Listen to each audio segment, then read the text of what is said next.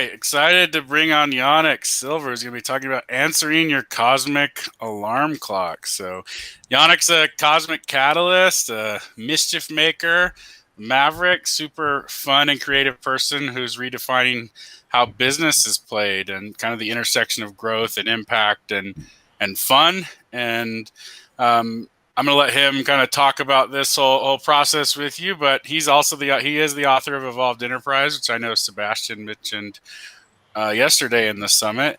He recently created a cosmic journal and the founder of Maverick 1000, where he's trying to ignite 1,000 suns who make a big impact around the globe themselves. So really excited to have you on, Yanik, and I'll let you take it from here.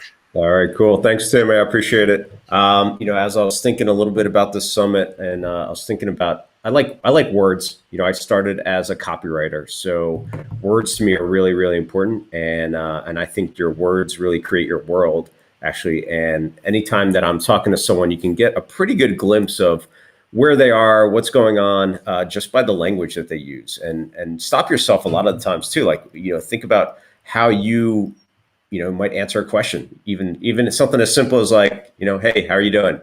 Right. Usually the answer is like, good, pretty good, whatever. Or it could be like, well, made it through another day. Or, there's a big difference there. And then there's also, you want to look out for the person that's like, I'm terrific. How are you? And, are they really terrific? I don't know. I'm not so sure. But so the words to me are incredibly important. And as we're thinking about this time and space that we're in, this really unique moment, I was telling my son who's 15, we're in the car, and I was telling him, I'm like, history books are going to be written about this time. Like this is the moment. Like you're living through history. So 2020 was a big year for me. 2020 equals perfect vision, and I had always anticipated what would this be, and I actually have a report of these trends. I call them 20 predictions for the transformative 2020s. And I think this decade is going to be the most transformative decade that we've lived through. Just so many things converging. And so we are in this moment, and you can look at it, again, your language, right? You can look at it from, oh, I hope I make it through this, to, this could be the most transformative time for me to really step into what I was meant to do. And so I'll take it from there, and I'll leave that with you. Where should I take this, Tim? Say that again. Where do you want me to take this? Take this. Well, actually, so let me keep going a little bit on the words, because I just looked up hope. This is the Global Hope Summit. And so do you know the word origin of hope, by the way? I do not. All right, so we're going to learn it together, because I didn't know it either. Old English, Hopian, Hopian, have the theological virtue of hope for salvation, mercy, trust in God's word. Also, to have trust, to have confidence, have confidentiality or trust that something is or something will be so. A word of unknown origin. And let's see. German Hoffen, to hope, which is borrowed from Low German. Some suggest a connection with hop on the notion of leaping in expectation, to wish for something. So to hope against hope, to hold to hope in the absence of any justification for hope. So let's see. Old English hopa, confidence in the future, and God or Christ as a basis for hope from hope. So, all right. So I like the hop. I think we're gonna stick with hop as you can hop Seems like around. the funnest one, right? Yeah, but this, it's a really interesting, right? To like, a lot of people think of hope, and they think of that I need some reason to have hope, or I need I don't know, like there has to be something that shows up in order for me to have hope, and otherwise, without hope, there's despair, or there's worry, or there's a lot of anxiety, and we're definitely living through these times when people are waking up with their heart racing, or they're going to bed with their mind racing, or and a lot of that is really about what you're feeding to yourself. So I will make sure that I don't want to be disconnected from the world, but I do want to pick and choose when I connect. And then also, how do I place these, I don't know, bookends around it, right? So it's very easy to go down maybe even the social media rabbit hole, down Twitter, Facebook, Instagram, whatever it is. And all of a sudden, A, an hour and a half, 2 hours has passed. B, you've just allowed in all this other stuff that were you prepared for it or not? And I think right now, if you have any kind of mindfulness practice or anything like that, it's the time to double down on that kind of work. It's like, this is, everything is vying for your attention, right? And the stuff that gets your attention. So I just watched the Social Dilemma documentary. I don't know if you've seen that. Yeah, it's funny. I actually just watched it last night and talked about it with Dave this morning. So that's random. Yeah, I mean, so it was pretty good and very profound in some ways. I watched it with my kids who are 15 and 13 and made them sit through it, and my wife and I. And the big thing that stuck out for me was, one, that your social media feeds are so tailored to exactly what you spend time on, to the microsecond, right? And like it becomes this echo chamber, and then it's also going to cause you to have beliefs that you may or may not have even had before. Like, you really need to be just like going back to foundations of your thinking to understand, like, how have you been influenced or not. In most cases, you don't even know you're influenced, and that's the wildest thing. It's like, so again, I started as a copywriter, so I was enthralled by this idea that you could write a letter, or you could put out an ad and somebody would give you money without you ever having to talk to them. Well, this has taken that to the 10x level, right? And it's not just that. So is it done for good or bad, or we'll have to wait and see. But it's definitely done in order to increase advertising revenue, in order to increase whatever the company's end goal is, and in this case, most of the time, it's profit. So, what are you doing to combat that? Like, how do you show up into the game? And so, in this moment of time, how are we showing up? So, I have a couple success principles and foundational pieces that I really think about a lot, and you want to make them like habits that are just these. So, I've had like we talked about mindfulness, so meditation practice for about the last 6-7 years or so, where before, I'm this ADD entrepreneur that has a million ideas a minute. I still do. And I never thought I could meditate.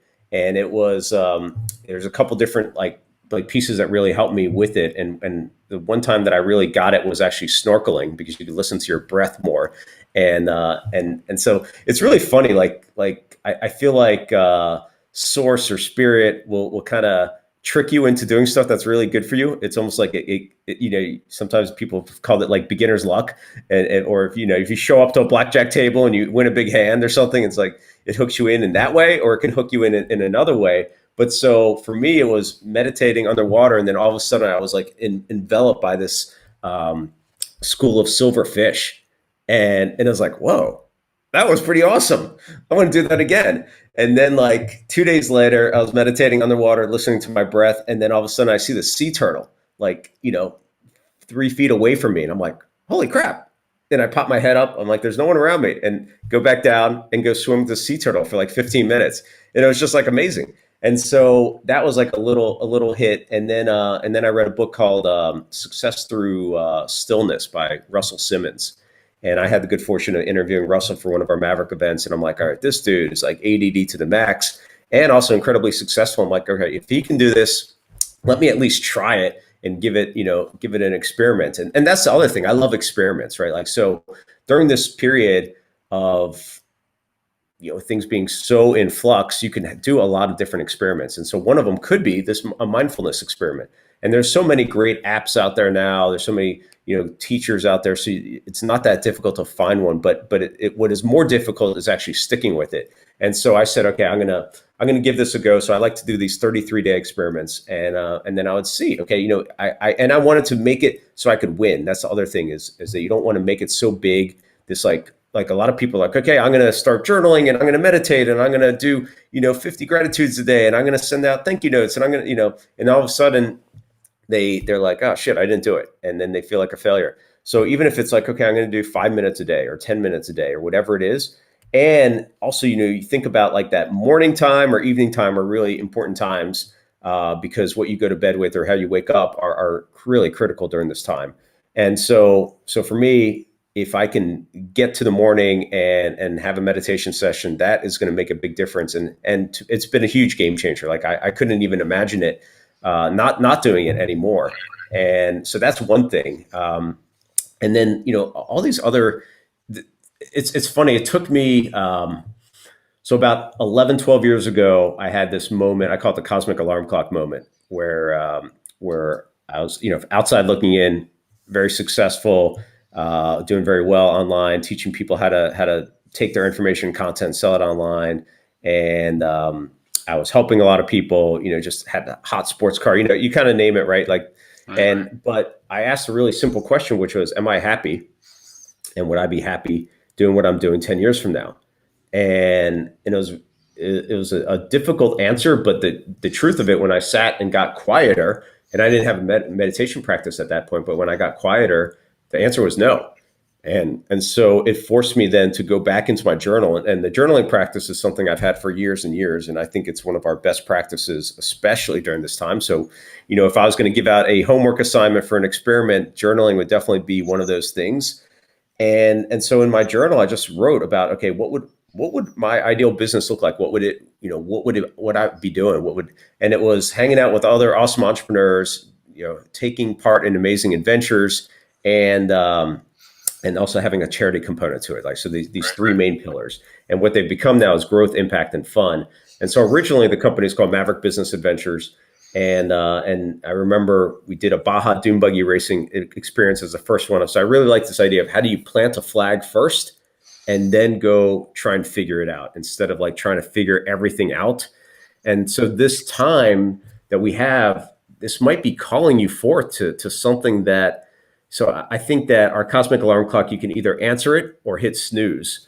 And if you hit snooze, it's still going to keep waking you up. And it's like this little soft whisper in your ear about something more, something bigger, something more in alignment with what I call your head, your heart, your higher purpose. And that's what I talk about in Evolved Enterprises. How do we connect our businesses to that? And so during that time, the journaling practice has always been a key foundational success practice for me. And a lot of people don't know how to start journaling, or maybe they've started and given it up because they're like, "Oh, I'm doing it wrong," or they're scared that maybe their wife or their kids or their husband will read it, or boyfriend, girlfriend, or whoever, or that there's a lot of reasons maybe not to do it or be worried about it, but it is like scientifically proven to make you happier. And so even just giving yourself 10 minutes a day to simply, so I do mine before bed. Because I can just download what's happened during the day, and just provides on one piece of paper or in the page there, it provides a beginning, middle, and end. And it's incredibly powerful. And again, it's one of those things that you want to try as an experiment, and give yourself 33 days. Or, a lot of people have been using this, which is the Cosmic Journal, as a really cool way of journaling, because it's got my own experiment, which was 108 days of hand drawing, hand illustrating a journal entry. And then on the left-hand side is like a prompt or a spot for you to write in it. And I call this the galactic instruction manual that you were missing when you were born to fulfill your destiny. And this is, to me, the perfect time for it, right? Like, so we talk about words. And so if we think about this as, as this terrible, horrible time, or we can think about it as this collective catalyzing time for consciousness, perhaps, or a way of like, I've never not traveled like this in a long, long, long time. So it's 6 months of being grounded in one place, it's just like water, right? Like when you stir up water, you can't see the bottom. And that's the same for meditation. That's why meditation works. But when you get that quieter space and that grounding opportunity, you can actually see down to the bottom or see further down. And that's where you get the messages in from your higher self and what it is. And so this wouldn't have happened without that. So it works like an oracle. So Tim, you want to pick a number between 3 and 189, and yeah, I actually do this a lot before. All right, or you open up a page and tell me what page you got. You have a purple one or a white one? I don't have one on my Okay. desk here, but Yeah, I'll so let you know. it works like an oracle. So pick a Let's do number. 133. All right, 133. Let me pull up the page. Give me one sec. All right. This will be a good one. Well, they're all good ones. All right. Can you see that? Does that show up? I'll read it as we're getting the feed going. So 133, it says, you are now in knowing. So this is what it looks like until we get the feed up and going. There you go. All right, so you are now in knowing. And it has a little picture of the Felix Felicis potion there. So now is the only time you have to give yourself guidance. Imagine having the Felix Felicis potion from Harry Potter. The good luck potion was really just about being fully present and moving in full alignment, beyond intuition even. You are now in knowing. You have the entire galactic library at your side, the knowing of the path illuminated by your heart. Simply being here full of awe, grace, and pure ease. When you pick a path out of alignment, you know it. That's when your intuition and gut say, I told you so. That's your calibration system. And that's how the guardrails are in place, moving you towards your full evolutionary growth. But you can keep yourself from bumping those edges by simply knowing you're guided. Your destination is already reserved, and you have one of 7 billion unique ways back to the one. It's always in the right direction and right timing, but many times it's the road less taken. It's not the safe and secure way because there's little growth from the same route. Source wants to provide you with the good luck you have available all the time. It's with trust, faith, and full surrender to something bigger than the small you. And this journal is your path to being fully supported. It's for you and also those awakening with you. So that's pretty good and really in line with what we're talking about. So you are now in knowing, and that you have all the guidance that you need, and really there's 7 billion ways, and they all really end up in the exact same spot, which is in oneness, and there's no wrong direction, but usually it comes from the road less taken, and this is an opportunity to really take that road less taken. It's a time for just taking stock of what's really important, what's most needed right now, what is um, what is calling to your heart. Like, so I talk about, like, following your heart is frequently scary but never wrong, and I'm sure everyone on this program has had an opportunity like that where they follow their heart, and it's ended up in a different spot maybe than they even thought they did, but it's never wrong, and it gets you to a different destination. And so journaling to me is that way of getting closer and closer to what is that inner voice, what is that cosmic alarm clock telling you. And by the way, there's also a couple fun little I don't know, Easter eggs or little things in here. So one of them is this. Hold on, let me get my camera right. So if you can see that, there's a picture of a dice, and so it says rock and roll, and so there's a dice that you would roll with the journal. I think I have one here. You want to roll it, Tim, and see what so there'd be another piece to this. Ready? All right, so I rolled a 3. So there's a guide to this in the beginning of the journal, and each number has a different thing. So this number 3 is past, present, future. How would your past version, present version, and future version of yourself speak to this entry? Now I'm going to put you on the spot for a second. So you are now in knowing what we just read there and saw up on the screen. I know you're pushing buttons and doing different things there, but how would your past, present, and future version of yourself think about that? I think my past version of myself, I guess, would be looking at this like as something that I need to attain, like, or my present would be looking at like what's happening right now, and that I am in knowing right now, and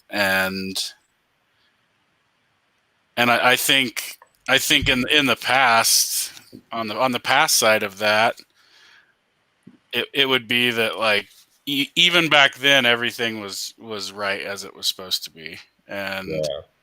and then now everything is right as it's supposed to be, right here in this, you know, in this crazy interview we're doing that I didn't even plan to be an interview, but That's right. which is perfect, you know. Um, but and then I think the future self of me is gonna. I think it's gonna look back and like, you know what, I knew everything then that I needed to know in order to get where I am now. So I think that's kind of how I see the past, present, future version of You are now in knowing. now and knowing. Nice. All right. Thanks. Appreciate you playing along on that. You're lucky I didn't make you sing though. That Right? you Is that one? I forget. That's one of the rules that's too. not one of them, but it's a we have done that before. But for those of you that are Harry Potter fans, and so my daughter's a huge Harry Potter fan, and she's 13. It's actually really fun now. She's going back to the books, and she read all of them when she was 7, literally all 7 volumes. And there's something really magical about that. Because obviously it's in the world of magic, Mhm. but there's magic literally around us every day if we stop and actually bring awareness to it. And there's so many things, right? Like and like I love like synchronicity, and we have a family value called make magic. And make magic is about finding the magic, or these synchronicities, or these things that really can't be coincidences. And they came from this moment where a couple years back we were going up to go visit summer camps for the kids, and I was talking about, hey, what you think about actually appears. And they're like, whatever, Dad. And they love when I share with them all sorts of random weird stuff, and so I'm like, yeah, no, it does. I'm like, okay, what do you want to see on the way up? They're like, a dog, a horse. I'm like, okay, that's pretty easy. Are you sure that's what you want? They're like, yeah. And they're all like, attitudey. And so we literally see a dog within a few minutes at the rest stop, and we see a horse on the side of the road, at a little farm. And I'm like, there you go. They're like, all right, whatever. That was good. And then my wife, Missy, she's like, all right, well, fine. I want to see a penguin. Like she's like trying to bust my balls basically. And she's like, all right, I want to see a penguin. I'm like, yeah, we'll see a penguin. That's fine. Yeah. And not there's not gonna be a penguin literally on the side of the road, but so I always hold on to this cheerful expectancy that things are going to show up in that way, and when you look for magic, you find it. And so we go to this camp, and we get the tour. The kids go off and go have fun, and then we get the tour, and we go into the art room, and I'm like, all right, there's got to be a penguin here, and no penguin. And then we go in and only look at one bunk, and literally on some kid's bunk is a picture of a penguin that he or she drew. I'm like, Nice. there you go. And I'm like, Miss, look, there's your penguin. She's like, oh my God. And she's like freaking out. And so I'm like, I knew there'd be a penguin. And then, so on the way home, we're telling the kids about this. And they're like, that's awesome. They're kind of into it. And they're like, okay. And I'm like, well, you could do something bigger. And then my daughter's like, all right, I want a polar bear. I'm like, all right. I'm like, I want an ice cube. And so we literally got stuck in all this traffic, and we had to get off on another exit to try and find another route. And we all had to get to the bathroom. So we stopped at this little convenience store, and we walk in, and next on the entrance right by it is an ice machine. And in the ice machine is an ice cube with a polar bear. And I'm like, look, Zoe, there you go. And like literally her jaw just dropped, right? Like Right. it was so awesome. And to be able to do that, and so this idea of make magic, and it's actually one of the pages in the Cosmic Journal, and you can see a picture of the ice cube with the polar bear and the penguin. That's the piece of artwork. I've So definitely opened that one before. yeah, page 103, and actually a semi. I don't know if anyone would notice who this guy is in the corner. It's a very poor rendition of Einstein, and with a quote that says, "There's only 2 ways to live your life. One is as though nothing is a miracle, and the other is though everything is a miracle."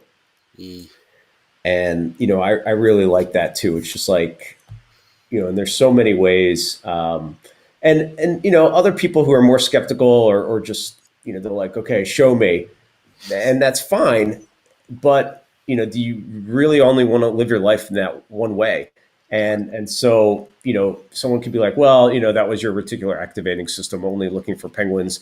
And now because you found the penguin, humans are completely meaning making machines. And now they've created a greater meaning out of this. And now, you have this thing. And then how many other places are ice machines have the ice cube and the penguin together in there? And it's funny because when I walk by ice cube machines, I look and I'm like, not all of them have an ice cube and a polar bear in there. So it's again, you get to make the meaning, and especially during this time, you get to make the meaning, and that's what's really powerful. And you get to set your own story. And that's why journaling is so powerful, and especially this cosmic journal. Like, I really look at it, and it has an arc to it. And our mutual friend Eric Lochtefeld, he was really the catalyst for this. And maybe I'll share that story too, because it's like taking this time about so he's all about bliss. He's all about like, he wants to invest in people's bliss and get them really just lit up. And for each person, that's something different. And this is a moment in time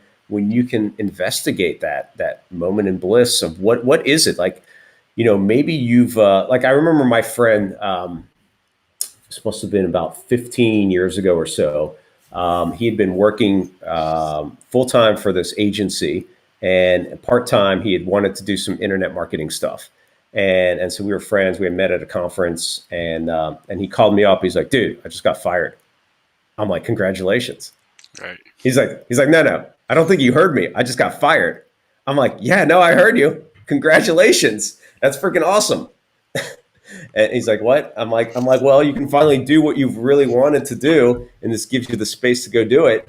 And literally, I grabbed the bourbon, he grabbed the beer, and on the phone, we outlined and mapped a product that turned into a pretty substantial, successful product that we both did together. It's called 33 Days to Online Profits.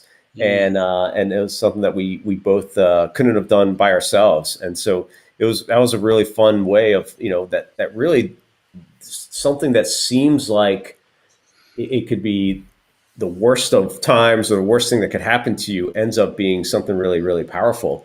And so again, this is the moment in time when we can look back or not even look back, but we can be, you are now in knowing that this is the time for something to really bloom and flourish.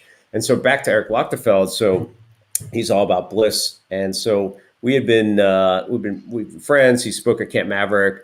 And so I went up to New Jersey to hang out with him, and we met for like a breakfast meeting.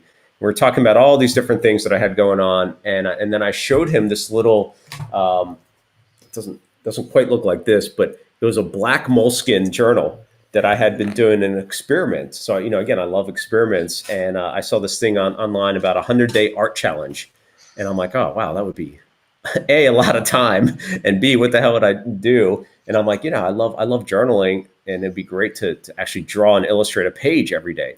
And so the very first thing I did was create more meaning for myself. So 100 days was good, but 108 days in the wisdom traditions has even more meaning, especially the yogic tradition. So I created 108 little blocks, like little check block marks in the front of this journal. And then every single day, no matter what was going on, I would check it off, right? If I did an illustration, right? And they look like this. They're all these hand-drawn pages.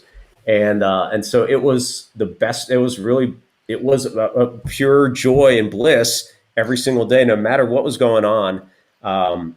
And sometimes it was 2, 3 o'clock, 4 o'clock in the morning that I'm drawing this thing. And no matter what, like if you make that commitment, especially to yourself, sometimes we're too easy to break commitments to ourselves. Like we want to, our word is our bond or whatever, you really want to have that. But so many times we're like, well, it's just me or it's just whatever. And we break that. But that's how you get more confident in yourself and that you can do things is by holding an agreement with yourself. So if you're like, all right, and that's why these experiments are so powerful, because there's a beginning and there's an end. So it's not like, okay, I'm never going to have sugar again, ever. That's a pretty hard promise to fulfill. But if you say, I'm not going to have processed sugar for 33 days, that's very doable. And it's something that you can see the results after it too, and see like, how do I feel? So if you try this journaling experiment, if you try the Cosmic Journal for 33 days and open up to a random page every single day, then you'll see like, how do you feel? So I did this for 108 days, and I was really proud of it. I'd carry it around. I just randomly show it to people, and they're like, "Dude, this is incredible." And I showed it to Eric at our breakfast meeting, and he's like, "I can just tell how lit up you are about this." He's like, "You need to get this out there." I'm like, "Yeah, I don't know. I have a bunch of other stuff going on." He's like, "All right, well, I'm going to invest in it, and you're going to get it going." I'm like, "Fine." And so he literally, wrote the check for me. That we put these little 888 limited edition versions out there. And within like a week or so, I had the pricing for him. I knew exactly what I wanted to do with it, and then it really forced me to also figure out like what the hell the order of it was, because I had all these random pages that I created, and then I had these little 2-inch by 2-inch squares on my kitchen on my island, and it was like the wildest thing. I've written several books before, but I've never hand drawn my books before. And so literally I have these pages scanned and I'm trying to figure out like what the order is, how do they go together? And at literally 1:11 a.m. in the morning, I finished the layout of it. And at 1:11 a.m., I finished the left-hand pages, so it's all prompts. I never had prompts before. I didn't need prompts for myself. And so it was just so powerful. Again, these make magic moments. Like if you pay attention, they start lining you up and nudging you and sometimes pushing you really hard towards, I would call your cosmic destiny or your galactic destiny or whatever you want to call it, like your greater meaning here, your bliss. Give it a million words, but that's what it is. It's aligning your head, your heart, your higher purpose. And so then when I put that together, I also then had a galley that I got a breakfast meeting with the president of Hay House, and Hay House has seen literally everything. They published Wayne Dyer. Reed Tracy has seen literally everything. And I made him pull out a page and he's like, huh. And he pulled another page. He's like, And he's like, this is amazing. And they literally, sent me a contract, fast track the contract to be able to get out in this other calendar year. And then we have an Oracle deck coming out in November too. So it's just like one of these amazing moments. Like you can do way more than you think when you're given an opportunity to kind of take a different track. And this is a time for a lot of people to take that different track and to bring hope to, nothing increases your hope more than being aligned with what you're meant to be doing. I love that.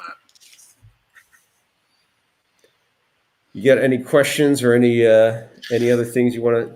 Yeah, I think that's a great place to end it. And I'm getting a little echo, so I'll just let you wrap up by saying like kind of where can people find out more about you? Where can they find the journal? That kind of thing. And really appreciate you coming on here. Yeah, can you hear me now?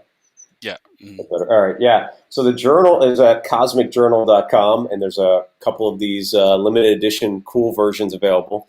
The vegan leather, and then of course you can buy the other Cosmic Journal from literally anywhere, Amazon or anywhere that books are sold. And again, it works like an oracle. That's the coolest part about it. I designed it as my own oracle that I would flip it open and get a message.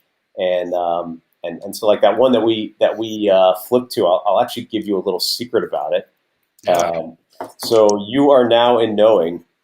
What do the first letters of that spell out?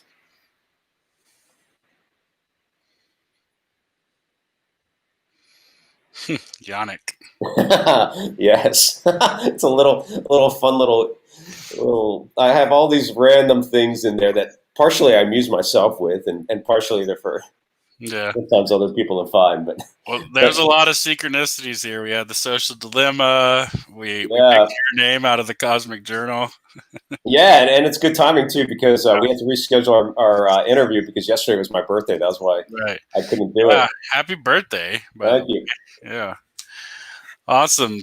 All right, Tim, I appreciate it, and so I'll just leave everyone with that idea of don't hit snooze on your cosmic alarm clock, and you can either answer it or hit snooze, but it's going to keep coming back louder and louder until you decide to take an action on it. All right, synchro mavericnicities, right? There you go. All right, man. Have a good one. We'll talk to you soon. Okay, bye.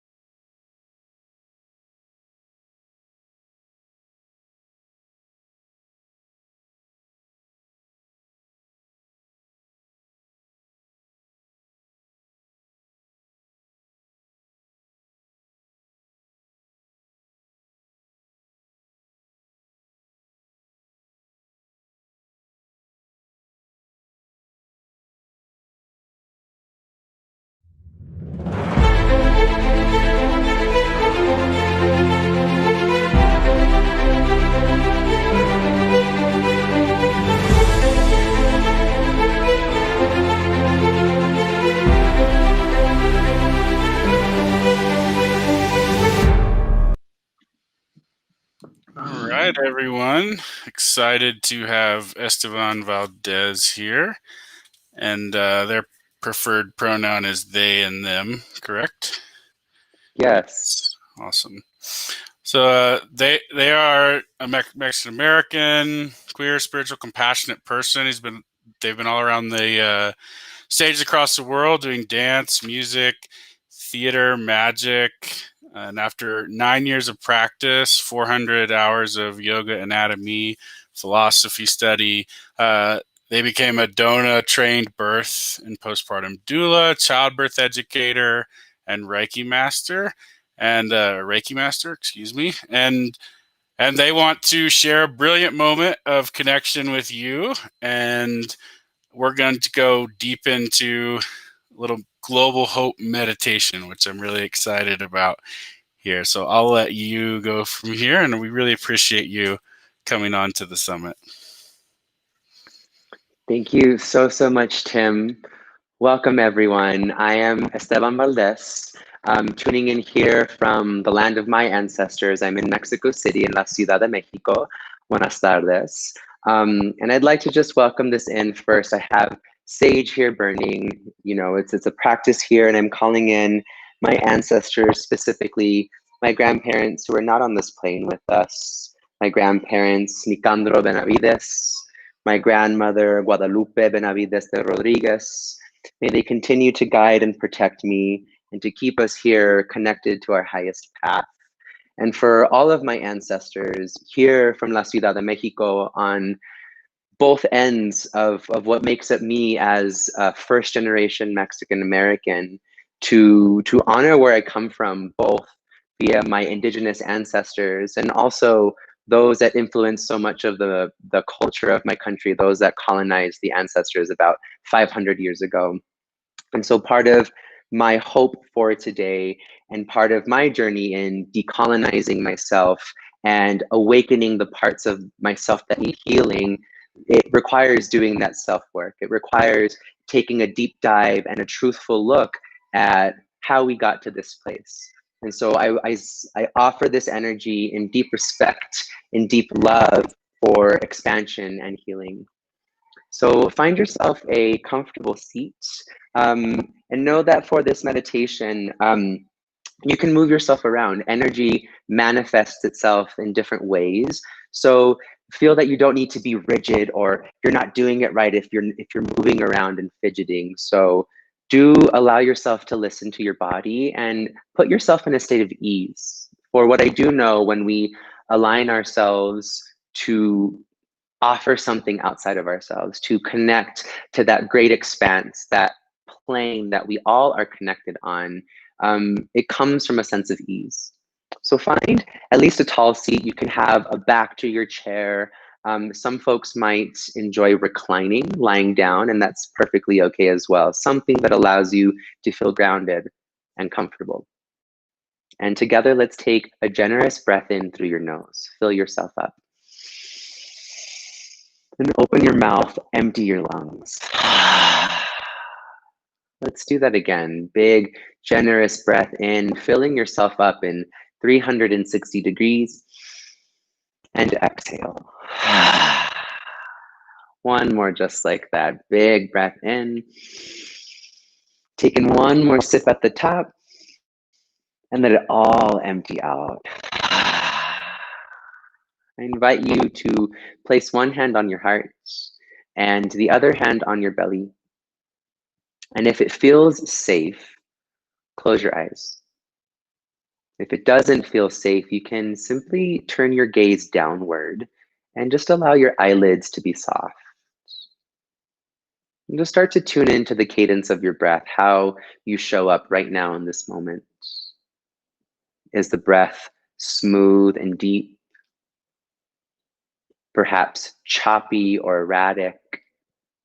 Without the need to change the breath or to judge or to label, but just to simply see how you show up and what the truth of the moment for you is offering. And with that inventory of the breath, take a deep inhalation. And out of your mouth.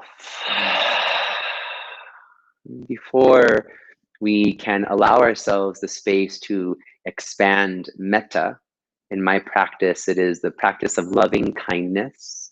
We must first tap into what we need and what is here for us. So start by scanning your body superficially, from the temperature of the room that you're in or outside, to the touch of the fabric on your skin, of your wardrobe, the things that you're wearing. Whether you're lying down or sitting down, what does that seat or that support feel like on the skin? Take a deep breath there. And release. And trusting that those sensations are there, the sounds, the smells of your room. And start to look underneath the skin. What are you feeling in your body? Perhaps tension in certain areas, like your neck or your joints. Do you feel the pulse of your circulatory system throughout the body? Do you feel light or heavy? Again, maintaining awareness filters that are compassionate, kind, and patient for whatever shows up. And what about pain in the body? Does it radiate? Is it sharp or dull? And are there correlating emotions? Do we have feelings about ourselves when we feel these sensations in the body, perhaps the ones that are most uncomfortable? And start to tune in there. The quality of thought in your mind. You know, it's perfectly normal to get distracted in a meditation. And the practice asks us to just notice that moment when you veer off. It's totally okay. And you can bring yourself back by taking a breath and sitting back into this moment of focus. Our thoughts like to run in different locations. They sometimes have a circular nature to them. You start with one idea, your brain starts to run away, and random things start to pop up. And you might come back to the same memory, the same idea, the same belief. And that truly is the nature of the mind, to expansively ponder all the things. In the Yoga Sutra, Patanjali in his translation calls it the sufferings that we live underneath, these chitta vrittis in Sanskrit. And practices like meditation, practices like breath work, and yoga are wonderful ways to allow us to observe those little paradigms that create suffering. This idea that I'm in pain. You know, where your focus goes, your energy flows. And through this practice, we aim to look beyond the superficial. We look beyond the limits, the physical pain, emotional pain, mental pain. And we get to connect to that thread that we are all participating in, that spiritual realm. Take a deep breath in and hollow out the lungs. And borrowed from my practice of Reiki and Metta combined, we'll start to connect to the vibration of the earth. Observe just with your mind's eye the tip of your tailbone, your coccyx. And in this area, we hold a little sphere of energy. Notice the sphere's size, how large or how small it is. Some folks might identify a red or darkish purple color. Notice if any colors come up for you, and how bright or how dim this color of the sphere might be. And like the earth on its axis, this sphere spins. Notice the speed, quick, slow, random speeds. It might be erratic. And it might be on multiple axi. It might spin in one direction and change into the other direction with speed. And it is this place in the chakra system, our root center and our root chakra, that we truly connect to our home, this earth. And from the center of the sphere, begin to imagine a series of roots digging through your seat, whatever you're sitting on, down through the foundation of the building that you're in, and continuing to stretch downward through layers of crust on the Earth's surface, all the way down into the Earth's magmic core. And imagine the system of roots wrapping around the cord like a net. Take a deep breath in. Empty your lungs. So we have this connection to Mama Earth, Pachamama. And your system of roots can have a white color. It can be the same color of your sphere. And just start to observe this radiates. This might be a pulse. This might have a physical sensation. And this serves as a conduit of energy. First, for us to release anything that we're ready to give over. Old paradigms of living, old belief systems, resistance to forgiveness, all of the things about ourselves that might not be the most fun to realize, as we all have our own shadows that we must deal with, that we must heal through. So whatever pain, whatever limit, whatever block in this moment that you feel ready to surrender, you can imagine yourself flushing it down through your sphere, through your system of roots, that root system that wraps around the Earth's magmic core. And you can surrender it to Pachamama. She will take it from you. You won't need to worry about it anymore. She will neutralize those low vibrations for you. It's no longer yours. And so we have a few moments here to sit with this flushing, to clear our own space before we can expand vibrations of light, of hope, of peace, of love. For it is looking at our shadows with truth that we are able to transmute, to surrender, to heal.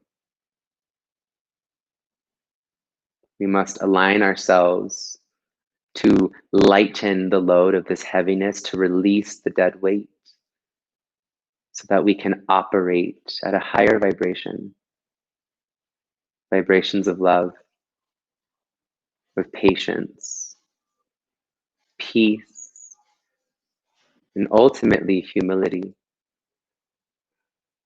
Just a few cycles of breath here. And it's okay if your mind wanders.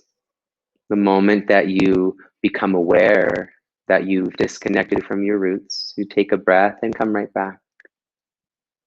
And that's really the practice of meditation. Notice you get distracted a million times, but you come back 1,000,001 times.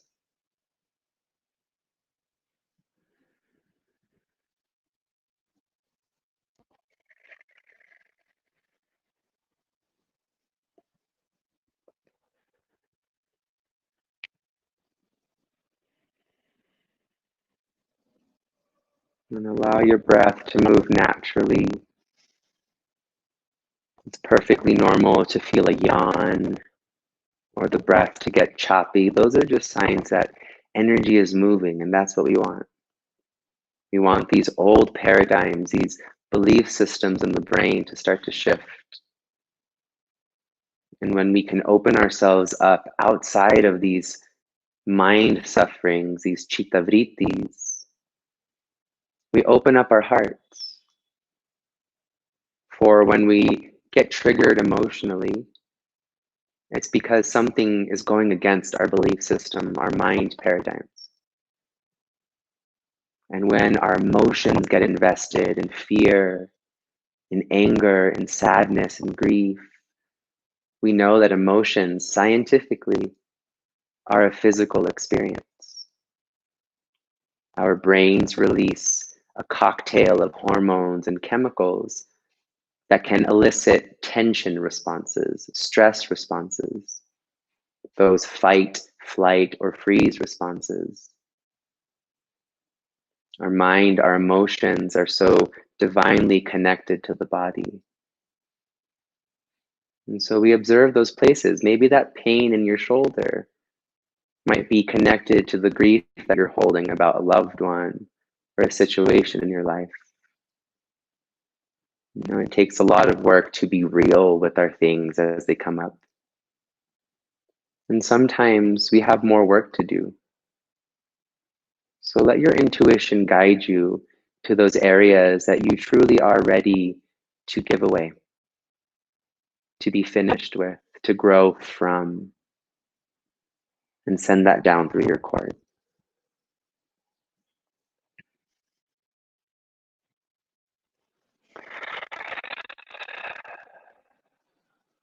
Take 3 cleansing breaths in through the nose and out of your mouth, flush. 2.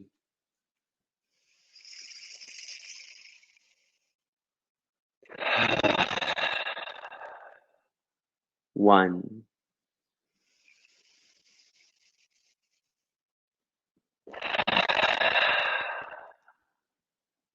And so trust that your intuitive intelligence will continue shedding and releasing and flushing.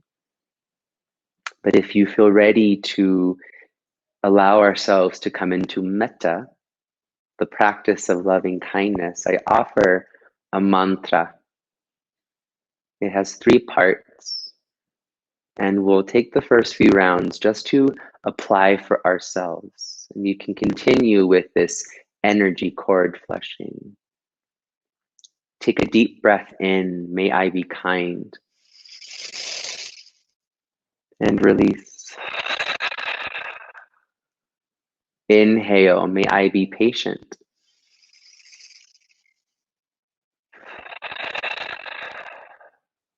Breathe in, may I be loving.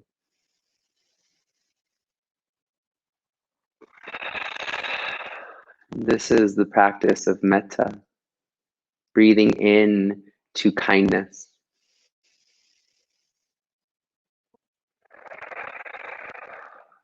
Filling yourself up with patience.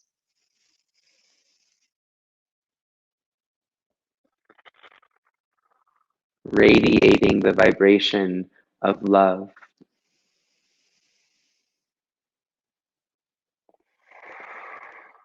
And as we continue for the next few minutes, you know, perhaps your work today is simply finding these vibrations for yourself. May I be patient. May I be kind. May I be loving.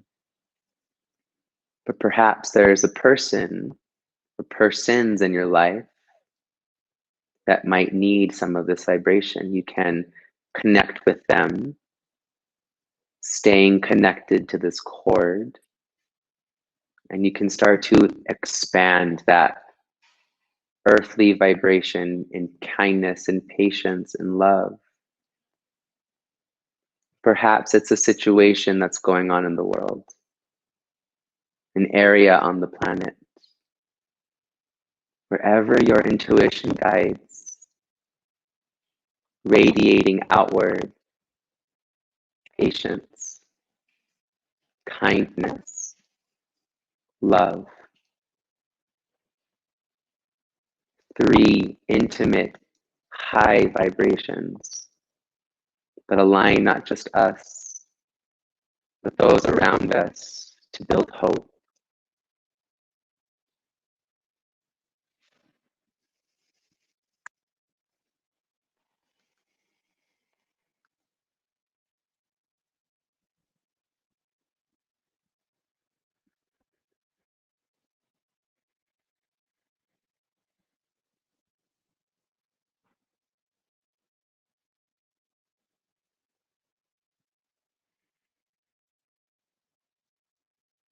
Notice the shoulders, keep them dropping down.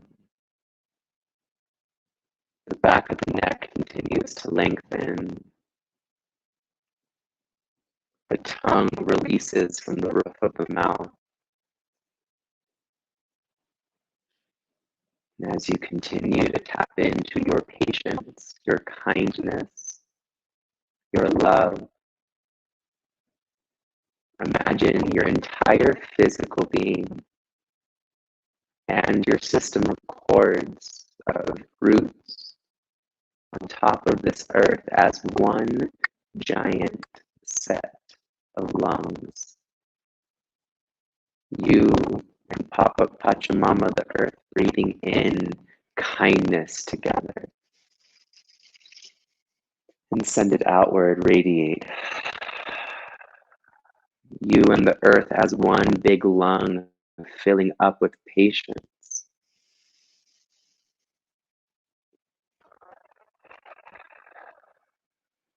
Together, breathing into love.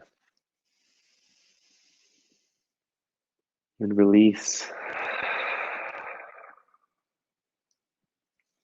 It's this powerful privilege that we have to get to connect virtually from different parts of the world. Together, we have our own root systems connected to this earth, our home. And like antennae, like towers throughout the planet, we breathe as one giant set of lungs, breathing in patience.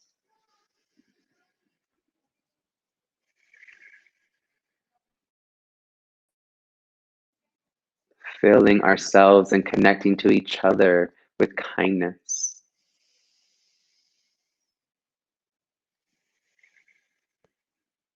Expanding our compassion through love.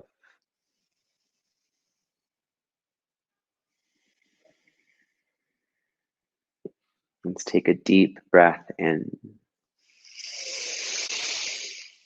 Open your mouth, exhale.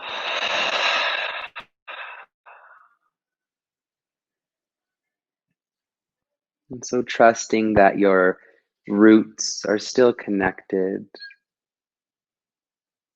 Begin to visualize the planet in harmony. It starts first with the way that we treat ourselves. To hold space for those in our community, and not just those that are nearest and dearest to our hearts and our own personal lives, but with each divine human being that walks this planet, that crosses our path. We can radiate patience, kindness, compassionate love, and that creates a ripple. When we can treat our fellow man with those same three pillars, we can then create unity and equity. Through these practices, our paradigms under which we live as a global society will shift. We treat this earth with respect, patiently, lovingly, with kindness.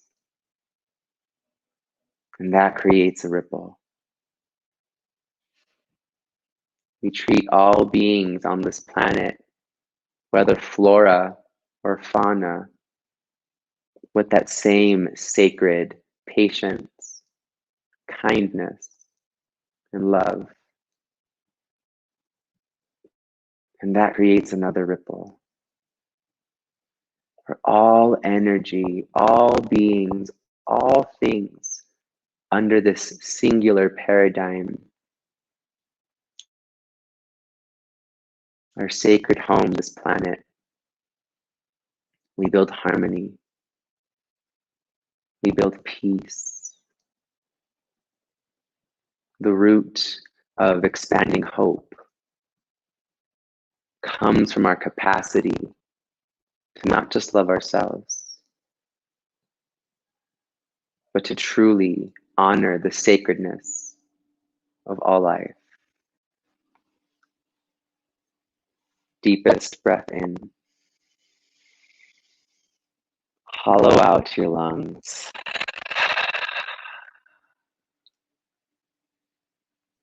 So what is that planet that you visualize, that earth that we hope to create together? And start to see yourself participating. How do you hold yourself in that world, in that paradigm? How would you live your day-to-day life? How would you nurture your most dear relationships? How do you show up for your job and your business? How do you work with people and minds and hearts from different backgrounds and different beliefs together to create equitable solutions? To utilize the privileges that we do have to create that equal, loving, patient, expansive, compassionate earth.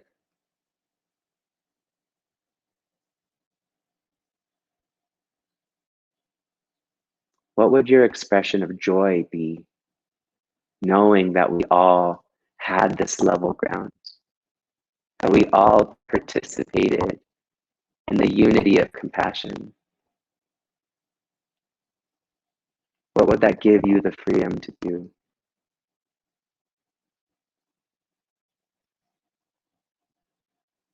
So for the last few moments of this expansion into hope, start to hold on to that version of the planet that we're collectively creating, and know that it's here and now, that we're currently as a planet, as a humanity, just dusting away the layers that have perhaps clouded or dirtied up what we already do inherently. It's our birthright, our inherent nature to be this way. And so we can ask the core of the earth to nourish us with that vibration. And so for the last few breaths, imagine you pulling up that version of the planet, that version of hope, peace, and equity through your systems of roots, through the foundation of your building, through your meditation seat, into the sphere that sits at the bottom of your tailbone. And from the sphere, allow it to enter your entire physical being. Fill yourself up with this vibration of hope for our planet, our sacred home.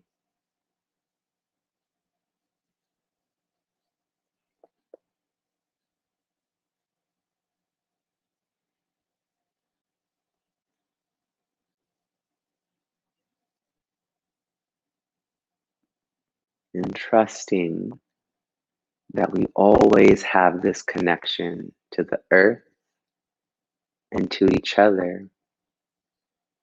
Let's take a juicy, generous breath in and send it out. One more, just like that. Fill yourself up from the core and radiate it outwardly. Gently release your hands from your body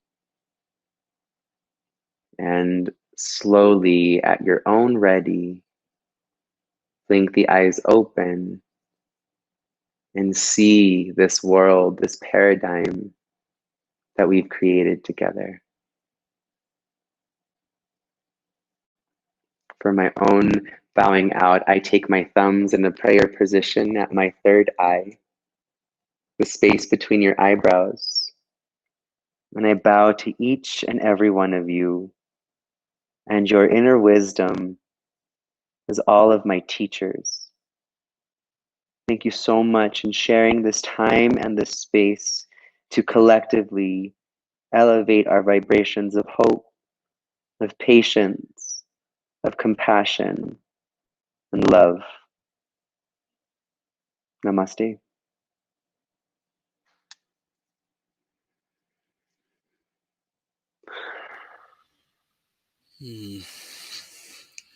Thank you so much. That was beautiful. My pleasure, folks. Thank you all for participating today. Just want to let anyone know where they can find out more about you Yes, and you your can work in find the me world. on Instagram. My handle is at namaste, NAMASTE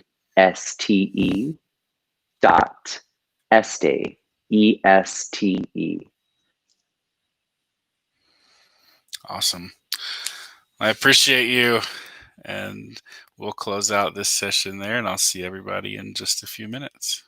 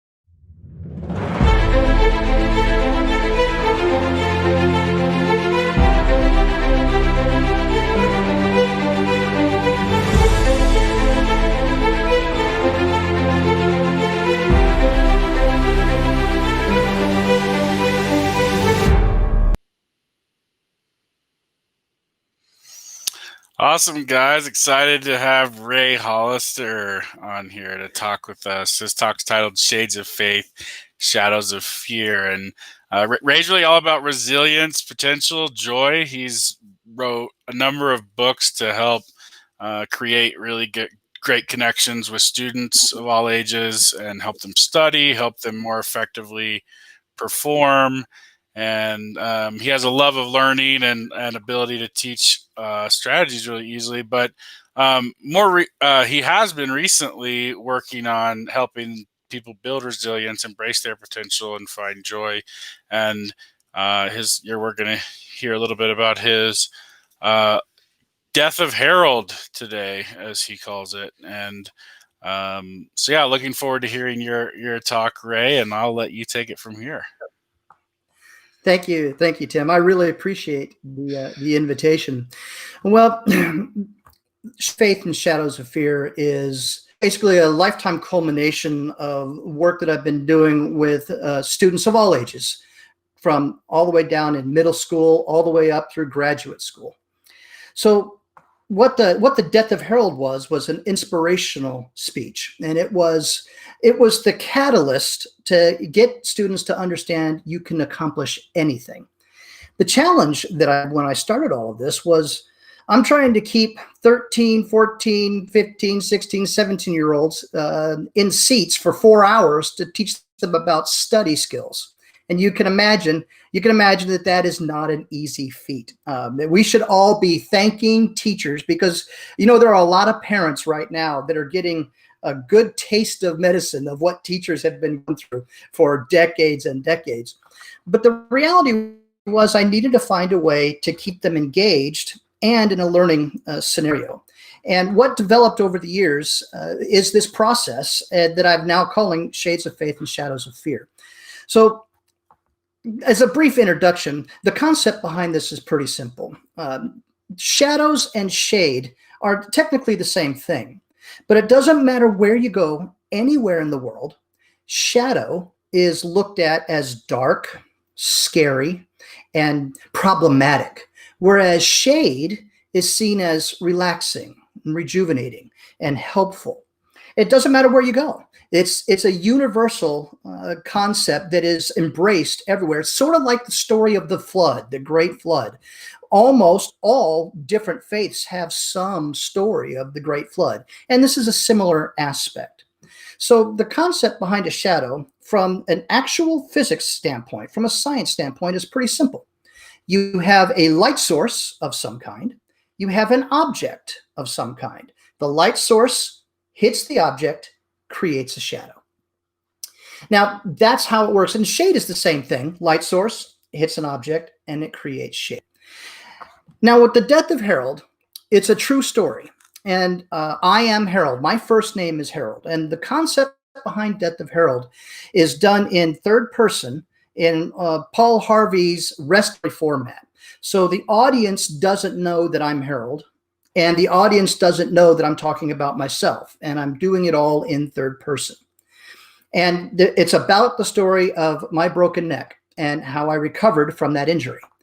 Now, you could see from most of this, and if I were to stand up, you would see I'm not in a wheelchair and I'm not paralyzed, and you would not be able to tell that I had an injury of any kind.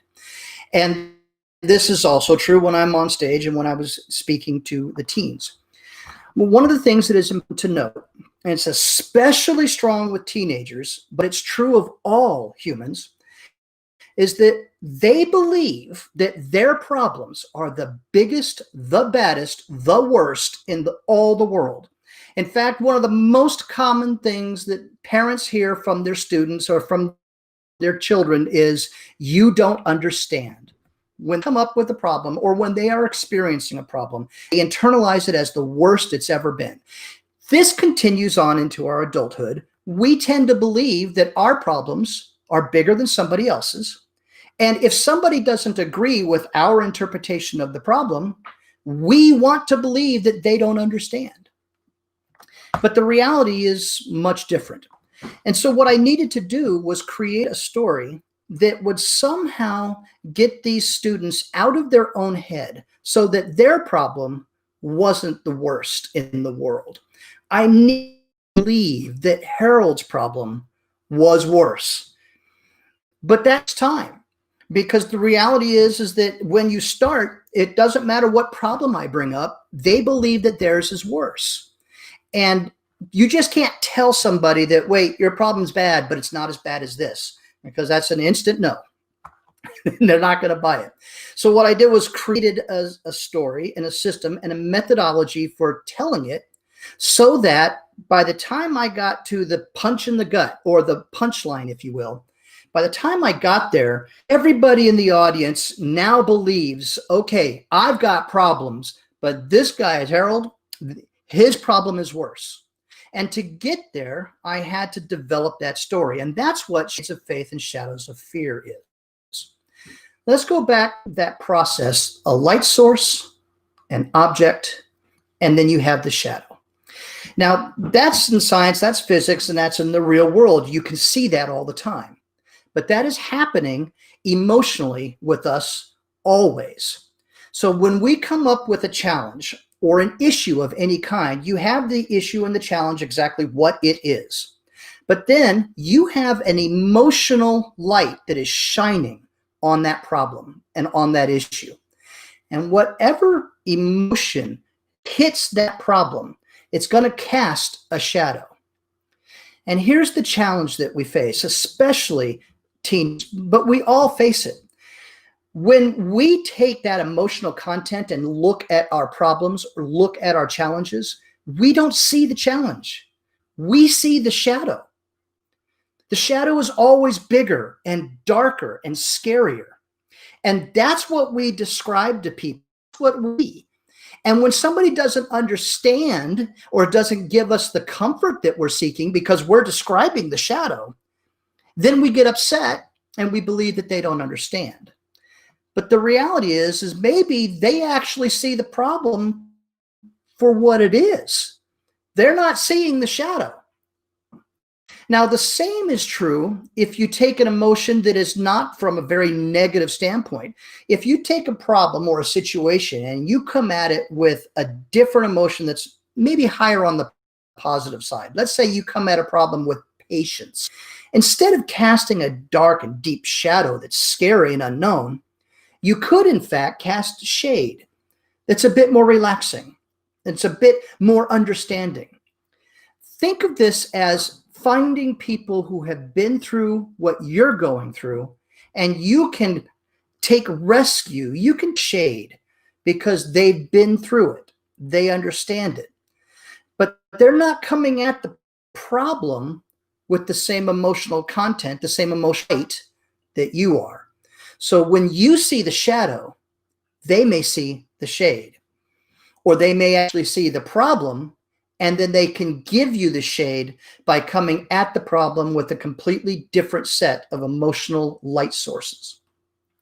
So the shades of faith and shadows of fear is pretty simple. Fear and doubt are the two biggest, most dangerous emotional light sources that you can bring to the table when you're dealing with any issue of any kind. And of course, fear and doubt are the two first negative emotions that come to the table, followed very shortly by anger and rage. But fear and doubt are insidious because doubt puts in that little sliver of what if. And let's be honest with ourselves. Most of us don't take the what ifs in a positive direction. Now, I've spent 30 years turning the tables on this very concept, to the delight of my children, I'm sure. But I like to take the concept of what if this happens, but I always take it around from a ridiculously positive aspect. So it's the opposite of worry. It's hope. It is hoping for the future. And of course, hope without action will remain hope. But if you take action on hope, you are far more likely to get a result that you are looking for. But the same is true if you take that focus of fear and you worry about what hasn't happened yet. And if that's all you're focusing on and you're worrying about it, and then you intend to take actions to prevent the fear rather than going after the hope. So either way, your actions can help you get to a destination. So the question is, at what point are you looking at the shadow? And at what point are you looking at the problem? So in the death of Harold, what I do specifically is I start out the process. They don't know that I'm Harold. I am introduced as Ray Hollister. Nobody knows my first name is Harold. And so I begin the process by talking about what Harold was doing at the time in his past. And at the time he was in a particular type of training. And I talk about how he wanted to go on a vacation and visit his cousin. And so I build up this process, and the build up is specific, because if I start with, hey, this guy Harold, he had a car accident and he broke his neck. Okay, there's the problem. The actual issue is the broken neck. It doesn't matter how infused I say the word broken neck. It doesn't matter how dark I want to make it. That's too soon. It's too little, and it's not enough to convince anybody there that this problem is worse than theirs. And they can have a problem as silly as a hangnail, but because they don't believe anybody else understands, and because they're looking at the shadow, they need to know that Harold's problem is worse. So what I need to do is take the actual problem, a broken neck, and I need to create a shadow. I need to create something monstrous, something huge, something that I actually saw at the time. And that's how I build the story. So I start with the accident, and then I tell the accident and what happened, but I let the audience know that Harold doesn't know any of this yet. You get this information before he gets it. So it's a little bit of time travel, if you will. So they get to know that here's the accident. And I talk about how the neck breaks, and I talk about all the different vertebrae that are impacted in some way, either subluxed or broken or fractured. Talk about the damage to the spinal cord. All things without context. This is just the actual event. So that's the event, and now they know it. But now I need to create more shadow. And the way that I do that is I use the catchphrase, is not where Harold died. You see, the title of the speech is The Death of Harold. And I talk about this accident, this horrific accident, this terrible, terrible break in the neck and the spinal cord damage that doesn't seem like it's survivable. And then I say, this is not where Harold died. Then I take another few minutes to describe the next sequence of events. And the next sequence of events is a misdiagnosis in a small country hospital, where Harold is released being diagnosed with a possible concussion and probable nerve damage on his right shoulder. Now, this was a complete misdiagnosis. There wasn't any break in the shoulder. There wasn't any problem in the shoulder. It was all 7 vertebrae in the neck, broken, subluxed, or fractured, and damage to the spinal cord, but it was misdiagnosed and it was missed. And so I bring all of this up in the next few minutes. And then the key point is where he is released from the hospital and only given a soft collar because he's complaining about how he feels like pins and needles. And he's put on a Greyhound bus to go back to Philadelphia. But when he gets on the bus and he's released from the second time that I use the catchphrase, this is not where Harold died. So now the buildup has begun. The buildup has begun to the point where the people in the audience, at this point, getting onto the bus, I will usually have about half of the audience, half, especially even teenagers, about half of them, you can tell with their discomfort and the looks on their faces that, okay, Harold's problem's bigger than mine. You can tell that they are in it, but there's still quite a few that need more conditioning.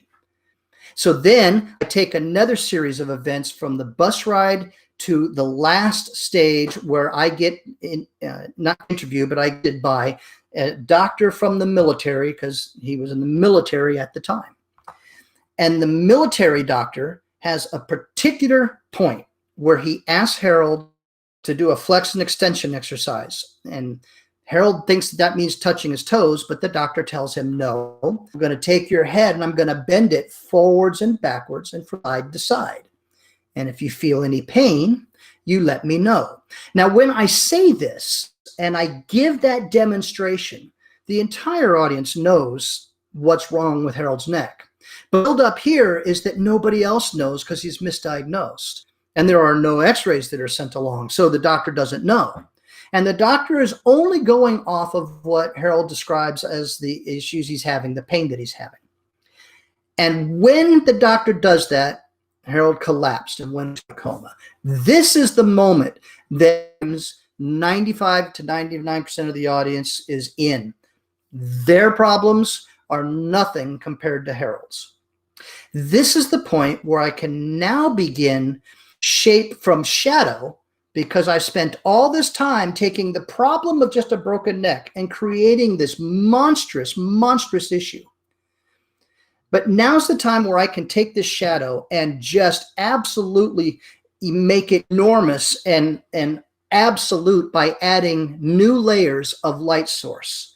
Because now what I've done is I've done with a lot of doubt.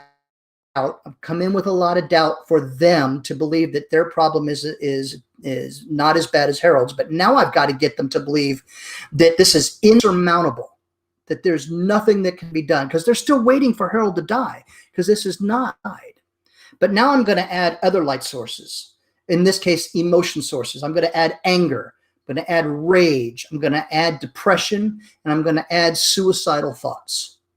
And this creates an immense, deep, troubling picture and shadow that they want Harold to. But here's the key and the beauty behind all this. Within all of this, they're still putting their own problems in the picture. And when they're putting their own problems in the picture, now all of a sudden, it's not as bad. It begins to lessen a little bit. Now, why would this be important?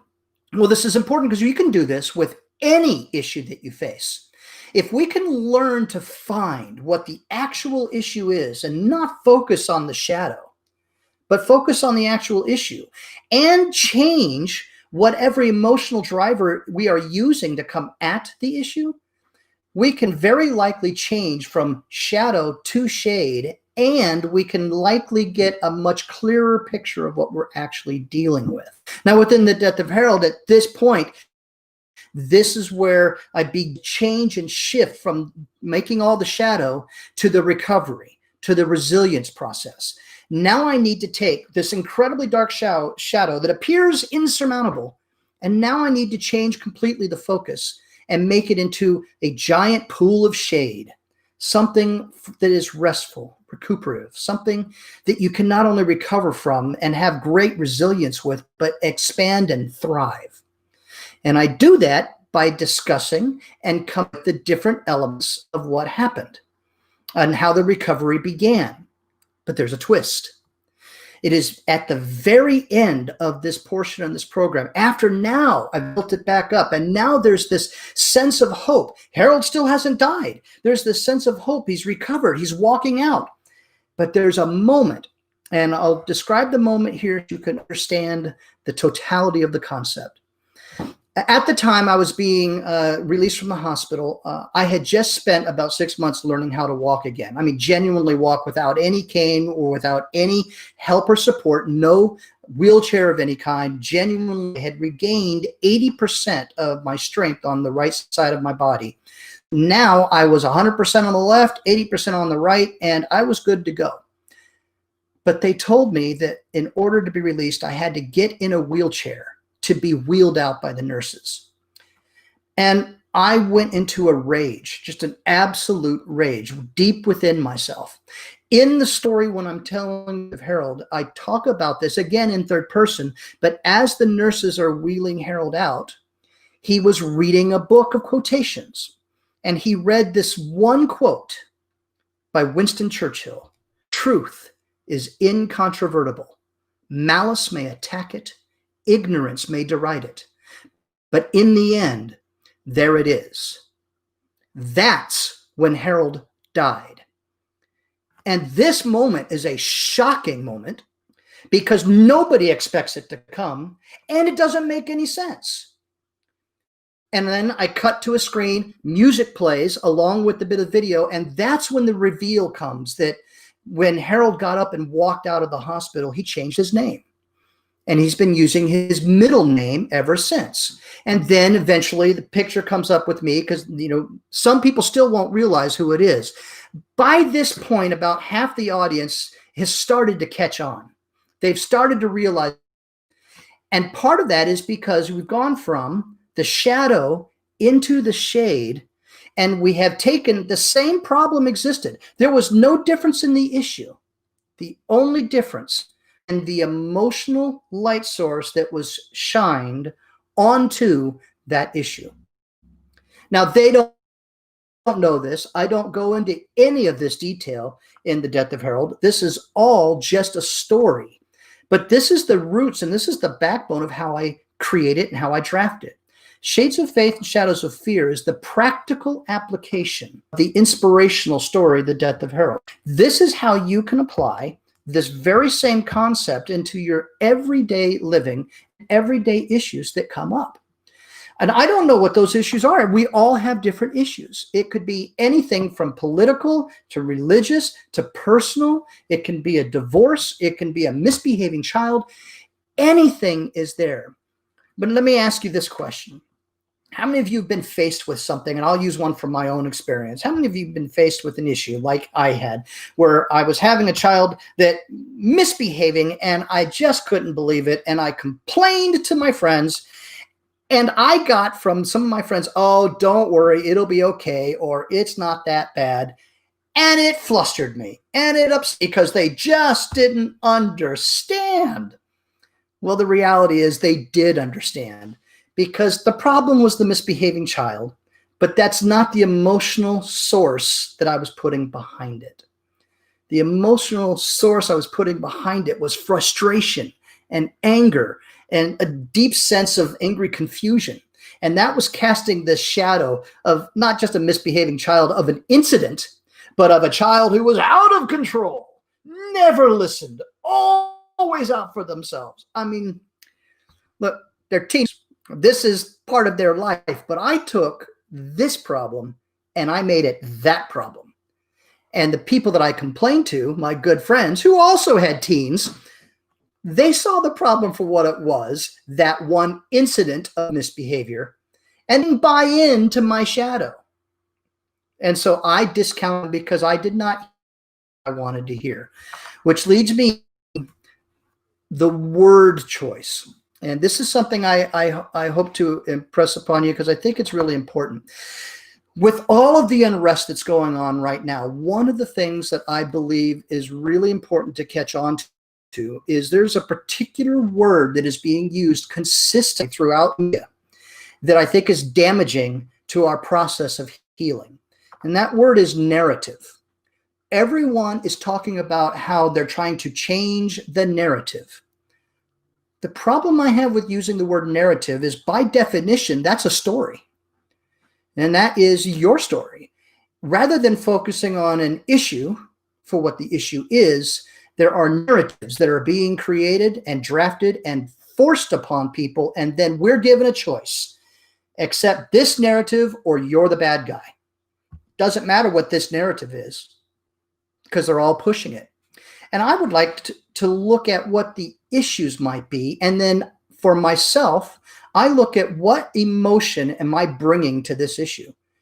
Am I actually bringing the emotion of patience, understanding, and a sense of wanting to understand? Or am I bringing a sense of certainty that I'm right? Am I bringing a sense of anger at how could they think that way? Am I bringing in a sense of dangerous confusion because who could do something like that? What am I bringing to the issues that I am seeing at the time? Do I need to change my emotional content? Because if I come at these problems with patience, if I come at these problems with love, if I come at these problems with a sense of justice, I'm going to cast a different type of shade than if I come at it with anger and disappointment and frustration, because now I'm going to cast a shadow. And then I'm going to start describing that shadow to anybody I see. And I'm going to want to find people that see the same shadow I do. So I'm going to cut it there. Mr. Tim, if you have any questions, or if we want to follow up on something, we can go from there.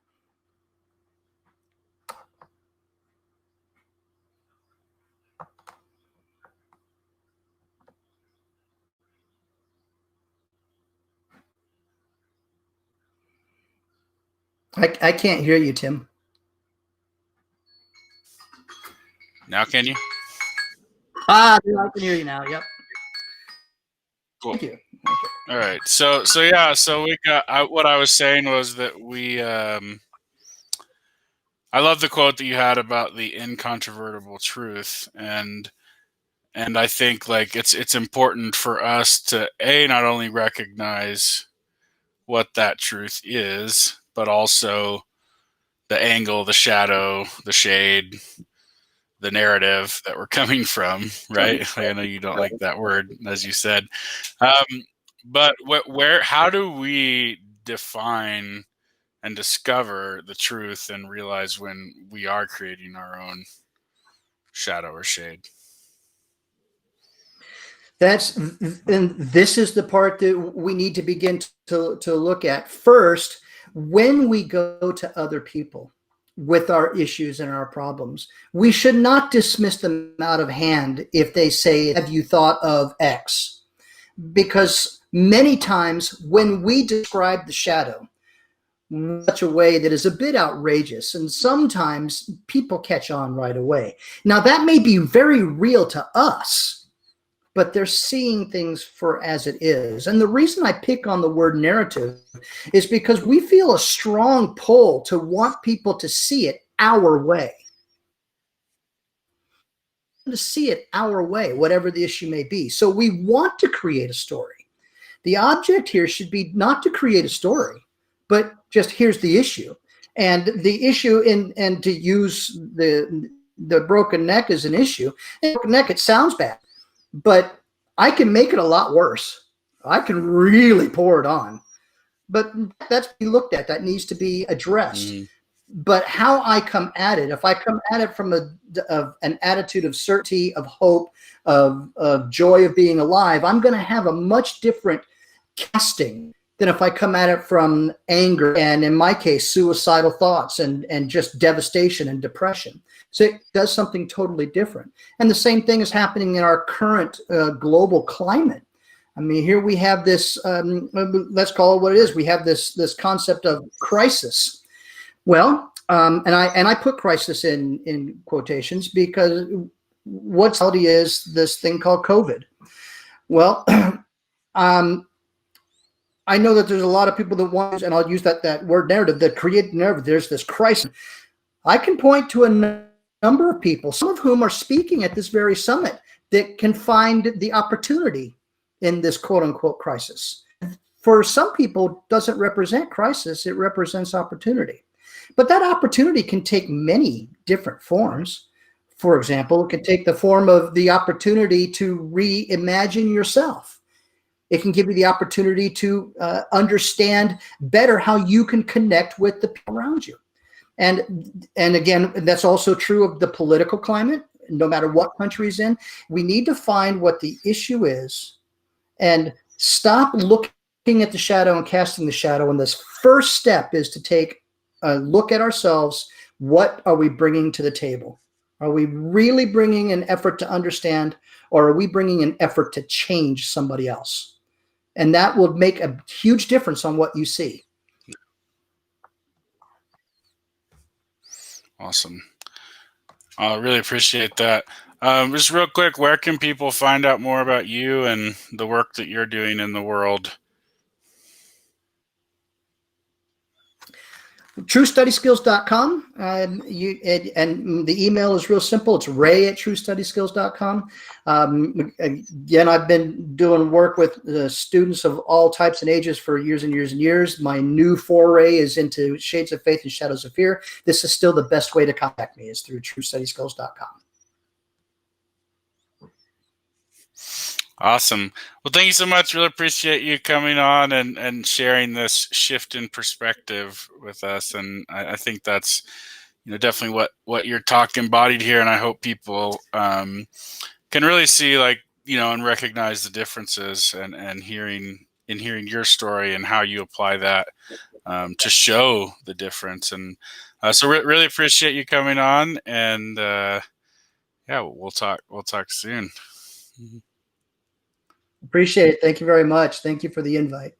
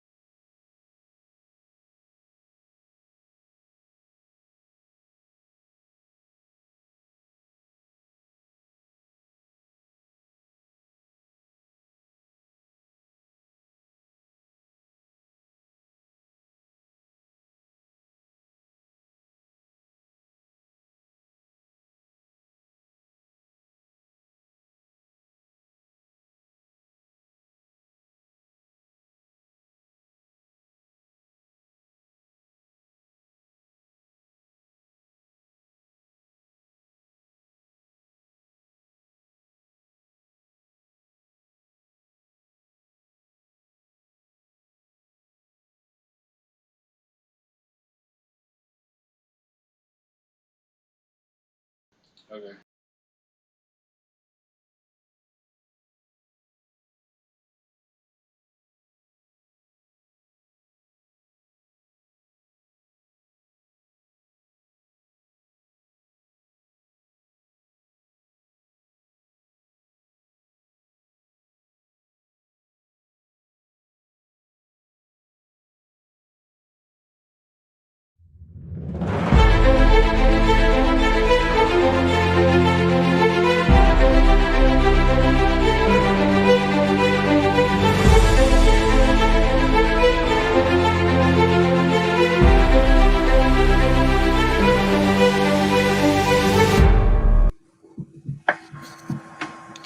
All right.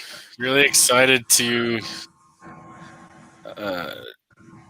really excited to jump in here today, and got Karen Craggs-Milne on here, who's a go-to expert for organizations who want to get equality right. So, as she's known as the Oprah of diversity and inclusion by her peers, so definitely excited to talk to her. She's been recognized by the Obama White House as a gender equality change maker. She's been a Goodwill ambassador for Sustainable Development Goals. And been a really amazing, has a really impressive things that she's done in her life.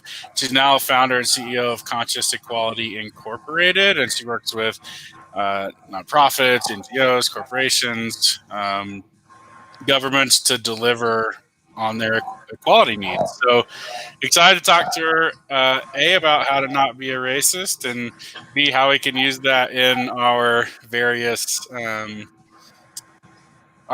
interactions in our daily lives and in our business. So, yeah, excited to have you on. Thank you for having me.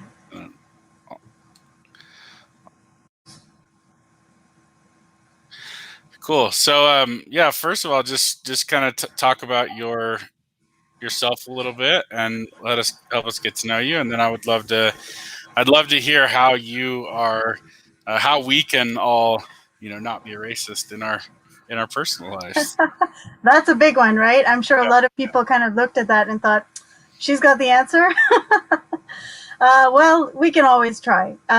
So thanks for inviting me on this platform. I think what you're doing is so incredible. And, I was listening to Yanik's interview as well, and I think he's so right that we have a choice about how we see what's happening in the world. And on one hand, it's a really dark time, and on another hand, it's the darkness that allows the light to come through. And so that's a theme through my life and through the work that I've been doing. It may not seem obvious, but I'm actually from Africa, and I'm very, very proud for my African roots. My mom is Indian, my dad is British, from a little town called Darlington in England. And, what I love about that intersection in my identity is that I can get in a cab and go somewhere and someone will ask me, where are you from? Are you Latina? Are you Indian? But they will rarely guess that I grew up in Africa, I was born in Africa, and that I have such a strong connection to that continent and to those people. And so it's kind of like it forces them, when they realize I'm from Kenya, it forces them to go, so what was my assumption about what it means to be African? Because a lot of people walk around thinking Africans are people with black skin, right? Where there's so many others who have come to the continent, who've grown up there, who've contributed.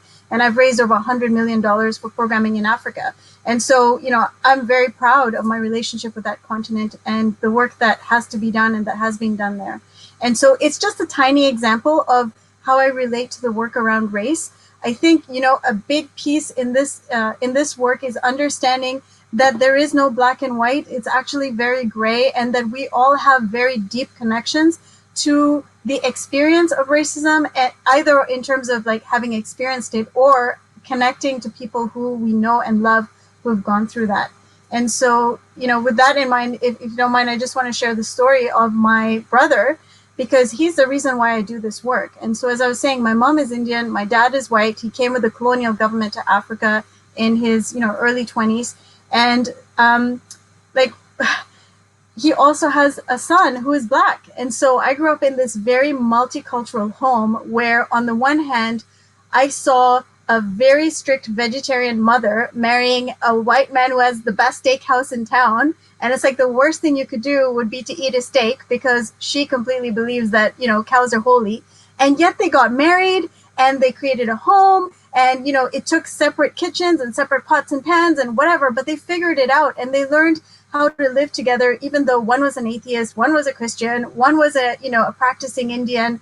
We had different languages in the home, etc. So I grew up with this rich experience of what it can look like when you love and embrace people for everything that they are. And at the same time, you know, I grew up seeing my brother who was black and my mother who was, you know, a brown Indian girl, and my dad who was this white colonialist, all experiencing racism in different ways, depending on which community they were with at a particular time. So I have a very nuanced understanding of how your identity and the intersections of who you are and how you navigate the world. You can be the same person, and one minute you're held up and respected, and another minute you're being put against the wall and punched because you're the wrong skin color. And for me, it became very personal. This work became very personal, and I just decided that I'm not going to stand by and let someone else fix this problem, because people I loved were on the receiving end of it. And so I spent my whole life trying to help people realize that they actually have a say in what the future looks like and what the world looks like and how they can help us change it. Yeah, that's amazing. Wow, what an amazing story! It's so interesting. Like when we go to places where we have interactions with multiple types of people, it opens us up in so many ways. And I think ultimately, you know, those experiences teach us, like, even in our differences and in our, you know, and in our similarities, we're all human, and yet we have to figure out how to navigate these waters, because this is such an important topic. Like for us right now, every day is like, how can we empower other people? How can we help these communities, you know, without coming across, you know, in a negative way? And so yeah, I would love to hear, like, you know, what's, you know, I don't want to say it like the top 5 tips to not be racist, but like what do you have, like, what are some tools that we can use to A, be aware of that in our own lives, and B, to like combat that in a really conscious way? So I want to answer that question in 3 parts. And the first part is, you know, understanding this new language that I've created around conscious equality. And it's after doing 20 years of work trying to understand power dynamics in different spaces all over the world, trying to understand why are these issues reproduced? Why are we investing so much money and not seeing sustainable change? And what is it going to take for that to happen? And so conscious equality was a new practice, a new methodology that I brought to the field of addressing equality issues. And there were 4 things that I think are really important for people to understand about doing this work. The first is that good intentions are not enough. A lot of us say, oh, we didn't mean to offend. We had good intentions.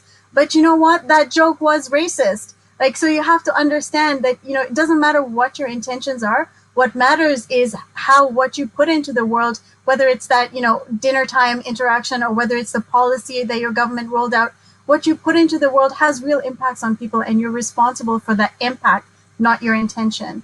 The second thing that's really important about this work is understanding that, you know, this is not about black and white. There are so many levels to oppression, and it's a very intersectional experience. And so when you take the idea that blacks are suffering in America or anywhere in the world, it's true. But at the same time, we need to understand that the most at-risk community, you know, when all of this was happening, the most at-risk community was, yes, it was black people, but it was the LGBTQI community within the black community. Why? Because they were being, you know, there's levels of oppression. So they're being oppressed because they're black. They're being oppressed because they don't fall in the gender binary. They're not, you know, if you're trans, you know, are you really a woman? Of course, we respect that, but a lot of people don't. And even within the black community, there's a lot of homophobia. There's a lot of sexism, etc. And so, you know, it's not as simple as black versus white. There are so many layers to it, and even black people in their own communities experience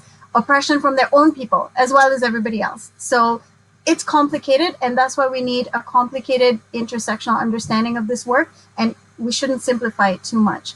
The third thing I want to say is that this work is as much about turning inwards and doing the internal work on yourself as it is about helping them. Like, we really have to be careful to not try to be a martyr, but really how is what I see in the world embodied in my own experience of living? How do I perpetuate these things? How do I show up? How do I knowingly and unknowingly, give space for all these racist attitudes, these unfair jokes? For example, just very quickly, I was working with an HR team and they were saying, oh, we're white women and, we're not trying to be racist, but, black people don't like us. And I said, well, if you think about it, you hold all the cards in your hands when a black person comes through for an interview and they're sitting in front of you and they know that you have the power to either put them through to the next level or to say yes or no to the job. And you're saying you're not racist, but when you ask them, what is your job, like what is your salary expectation for this role? And they come in at 30,000 less than everybody else because they don't have the networks. They don't understand that this role is priced at 60,000 and you accept it at 30. You're part of the problem. You don't tell them that this job was earmarked at 60. So you know what? The minimum I'm going to give you is 60. You say, great, I get to have this labor and I get to have it for less. So you're explaining people. So I think this work is as much about yourself as it is about others. And so now if I take those lessons and I bring them into what can I do as an individual, because I think that's slightly different from what can I do as a company. So I, as an individual, I think there's a few things that you can do. And one, this is huge, is understand that non-racism is not the same as anti-racism. My silence, my willingness to sit back and lie to myself that I'm being neutral, that I'm not a bad person, that just because I wasn't the one who raped that person or who put that person in jail, I'm not bad. That's part of the problem because we're all products of a system that have been historically designed to exploit Black people and Indigenous people and people of color.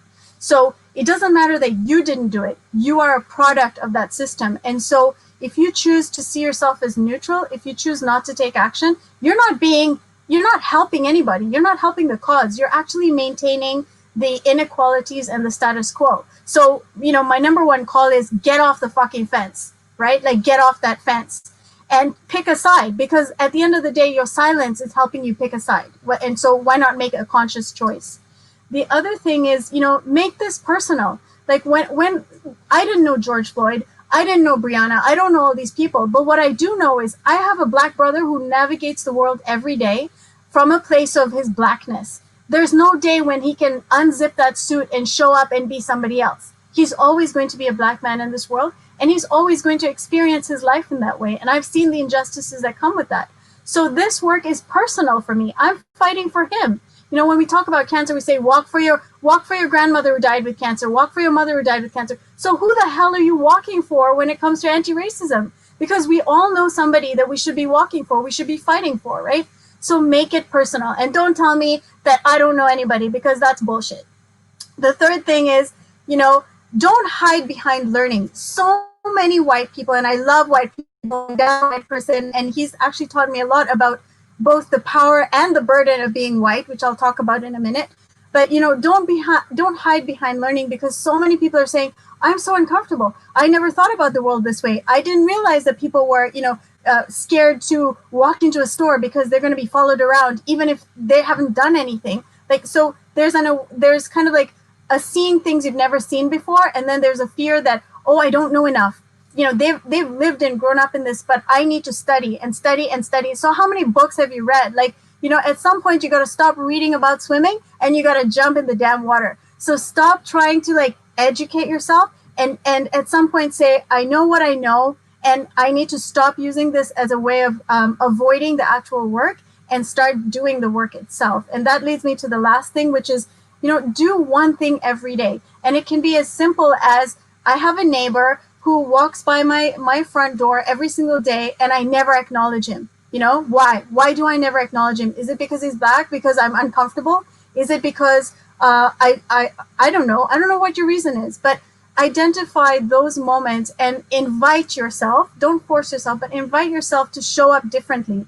And so asking yourself, who do I want to be in this world? Do I want to be that asshole who never looked up and said hi to this guy and he was here for 15 years until somebody shot him?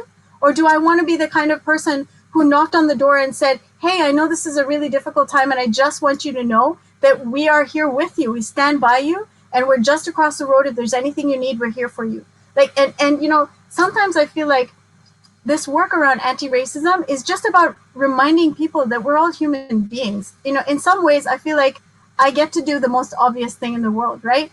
But I have to say this, I actually wrote it down because it hit me really hard as I was thinking about this topic. Do we understand that racism is actually rape of humanity?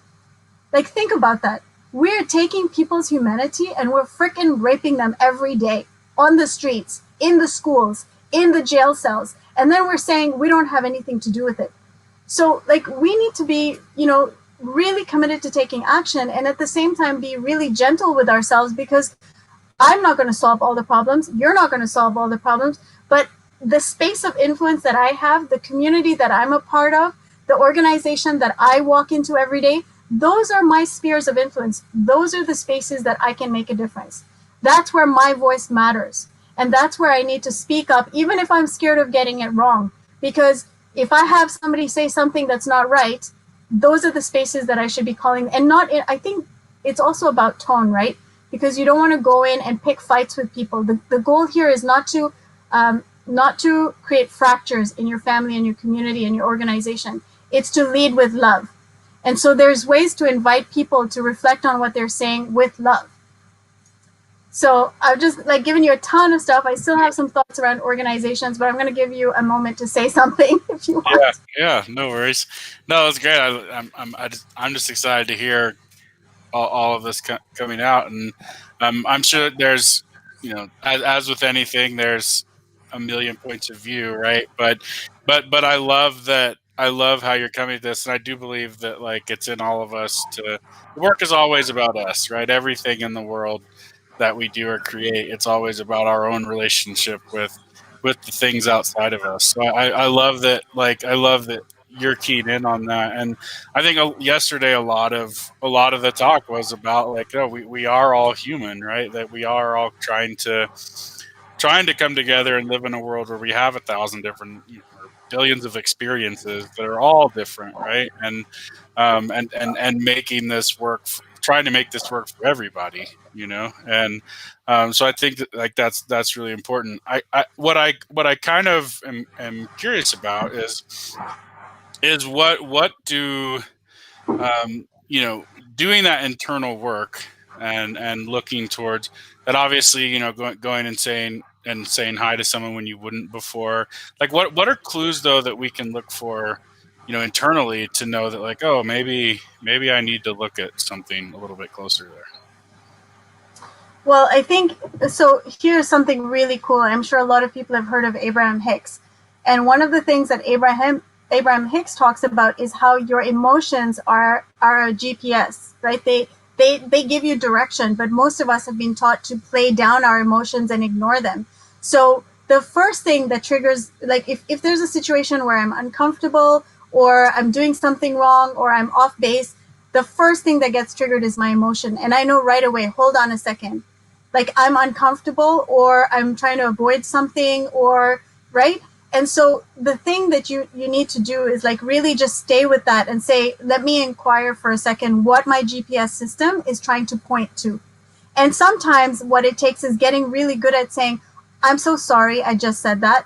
Like I have 40 years of unlearning to do, and I just realized that what came out of my mouth was not right. And I just want to take that back and take responsibility, right? Yeah. So listening to how you're feeling, and then even getting better and better at just owning your humanity, owning the mistakes we make, owning up when you realize you dropped the ball. Yeah, I think that's so important. I think we see a lot of where like there's this, you know, if you're racist, then you're a horrible human. Like you are like, you know, and I think, you know, we all have biases that we've just garnered from what we have learned in life, and I mean, part of this is all trying to uncover those and pull those back. But what would you say to people who feel like they are, I'm trying to say this in the right way, but like people who think that they feel attacked because people like they hear racist and feel attacked, right? Or they hear these words of people that are like, fighting each other. They don't feel, or at least they don't want to admit that they're being racist. How do you handle that in interactions and in relationships? So I think you raised a really key point there when you started this conversation just now, and it was around morality. One of the biggest barriers to doing this work is that we don't want to be called racist because racist means I'm a bad person. What we have to understand is that there's two types of racists, and everybody's a racist, but there's two types. There's the conscious racist and the unconscious racist. And I would say the unconscious racist, is somebody who walks around and, who's being racist and doesn't even know it. The conscious racist is like Hitler and everybody else who makes conscious decisions to make people's lives difficult because they actually devalue those people's lives. They say these people are less than human.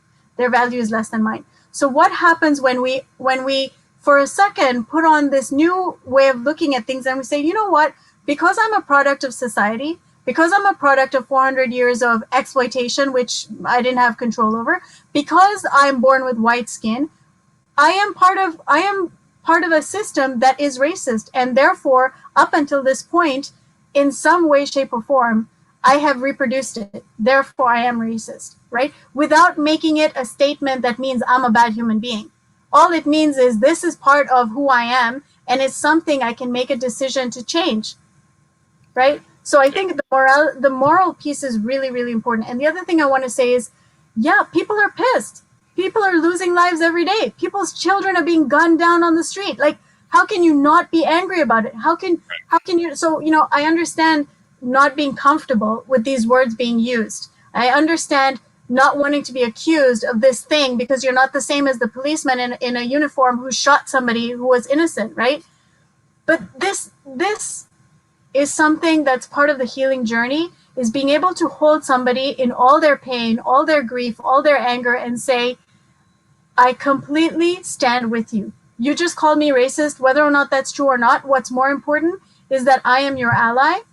I can see your pain. I can respect everything that you've gone through, and I'm not going to pick a fight with you about whether or not I'm a racist. Yeah. What I'm going to do is tell you I'm standing by you. And it's so important for white people and people like me to understand that we need to actually earn the trust of the Black community again. We don't have the right to expect trust from people just because we think we're good people, right? Like the way I explained it to somebody else was the British brought in Indians into Africa. And so we were exploited because we were there to be the middle class. And at the same time, we were part of the system that exploited Black people in Africa, right? So we were oppressed and we were the oppressors.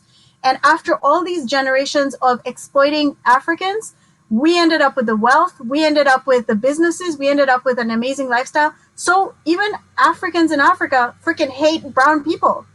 And I know, even though I love them, I know when I show up in West Africa, in East Africa, in South Africa in my work, I know that what the first thing I'm going to get from any African who sees that I'm from Africa and I'm brown is she's one of them. She is part of the reason why I don't have the opportunities that they do. And I cannot expect them to meet me at my level and to trust me until I accept that this is the history and this is part of where we are. And then I have to build that trust and I have to actively show them that I am an ally. I show up every day. I'm consistent in the way I interact with them. I look at their point of view. I accept their pain and embrace it and acknowledge it. I don't make excuses for it. And then I do what I can to help, to make a difference, and to use my power to change the way things are done. And so here we are saying, what you were just talking about is called white fragility, right? Where white people go, I don't want to be called racist. I'm a good person. Why are you turning it on me? I don't like that. It's uncomfortable. It's like, this isn't about you. This isn't about you feeling good. This is about you showing up for somebody who's in freaking generations of pain. Like how much love do you have? How much compassion can you give to somebody who's look at Indigenous women in Canada. The amount of generations of Indigenous women who have gone missing, who have been murdered who've been beaten up by their own people, who've had alcoholism issues. Like, how much love do Canadians have for Indigenous people after all the trauma they've experienced, and that we have directly or indirectly caused? Do I have the right to stand there and say, I'm not part of the problem? Do I have the right to stand there and say, you Indigenous person, I didn't do anything to you, you should be nice to me? It's like, no.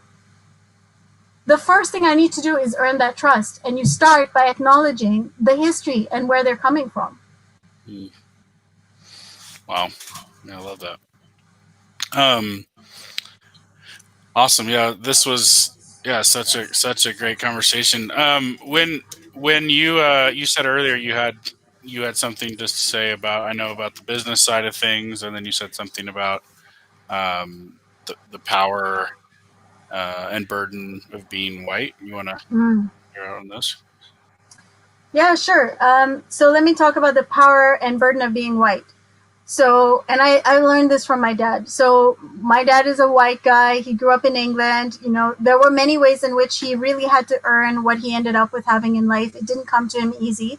So, I acknowledge that white people earn what they have too. They have hard times too, right? And so he went through a lot in his life, and he had a lot of hardships. And at the end of the day, he's still white. And he still walks into a room and doesn't have someone following him thinking that he's about to steal.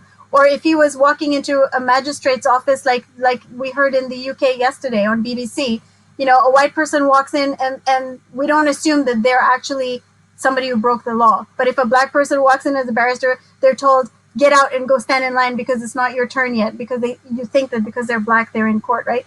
So there's something about whiteness that affords us the power. First of all, it affords us the benefit of the doubt. And one way that shows up is somebody who once said to me, you know what, I've had like 10 jobs in my career, and because I'm a white male, nobody ever asked me which school I went to, where I got my education. He said, I dropped out of high school and no one's ever once asked me, and look at how far I got without that education. If you're a black person, you don't have the benefit of the doubt.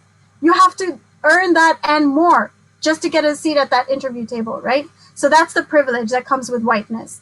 It's like you have the benefit of the doubt and you have more opportunities. People just give you more, right?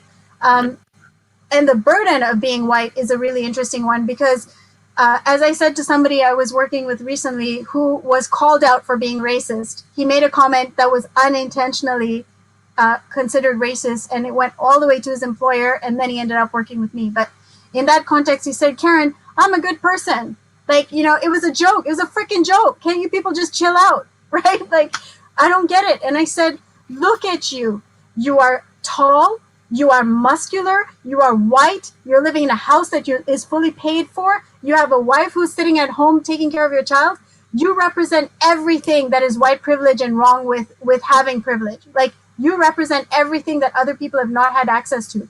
And it's not that you are a bad person. It's not that there's anything wrong with the fact that this is the set of cards you got. It's understanding that you're carrying the burden of all that represents to everybody else. So if I'm all of these things, when I show up in a room, I walk in a room and I'm the epitome of, white privilege, like, I have a burden to carry because now people are making assumptions about me. They're assuming that I'm an asshole. They're assuming that I'm racist. They're assuming that I don't give a shit about what's happening to you and George Floyd and Breonna, right? So there's a burden there to both recognize how you show up and how people relate to you, but also to then show them that they're wrong, right? And part of that work is challenging what we call, when we're looking at gender dynamics, we talk about, what it means to be macho, what it means to be the man, right? And so if you look in Latin America, for example, men are actually dying at higher rates than women because they're trying to be the typical guy, which is, I take drugs and I have a gun and I'm really strong and I go take risks. And so they've bought into a certain way of what it means to be a man, and it's costing them their lives. And in the same way, there's a certain narrative about what it means to be a white man. And that narrative gives you power, but there's no power that doesn't come without a cost.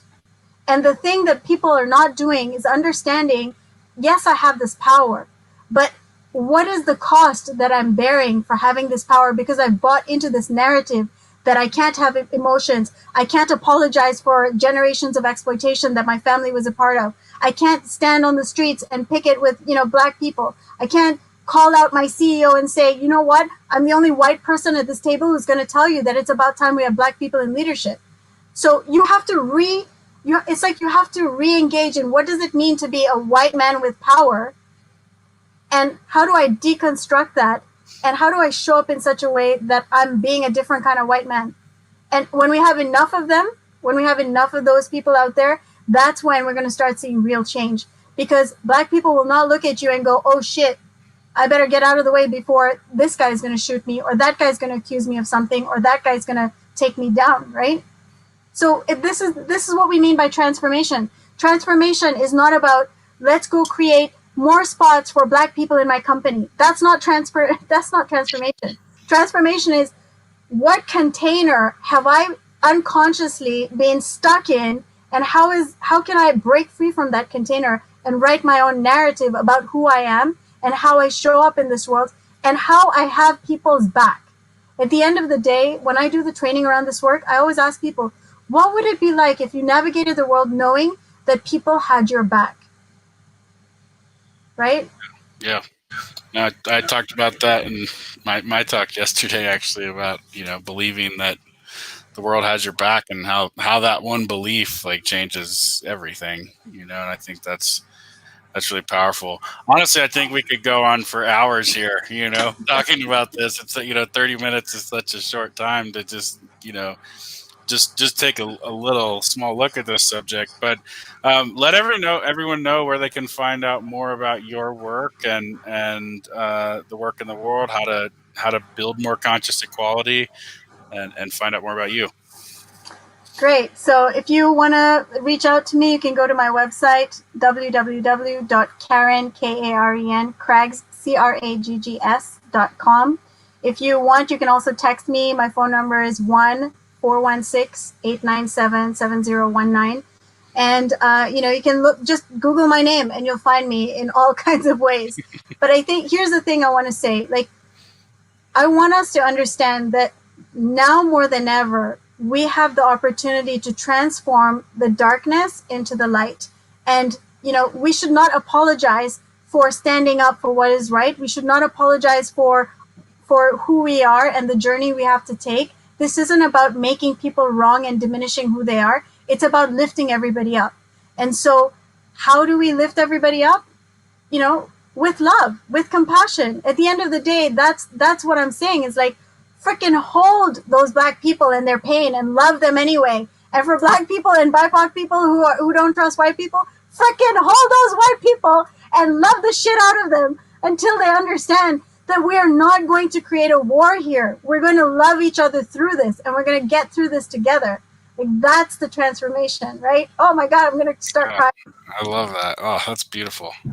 Thank you for having me on here. Yeah. Oh, it was so great to have you. So great to have this conversation. And this was the first time we actually got to meet. So I'm definitely looking forward to continuing to follow what you do and seeing the amazing things that you're bringing to the world. So thank you so much. Thank you. Lots of love. Yeah. Bye.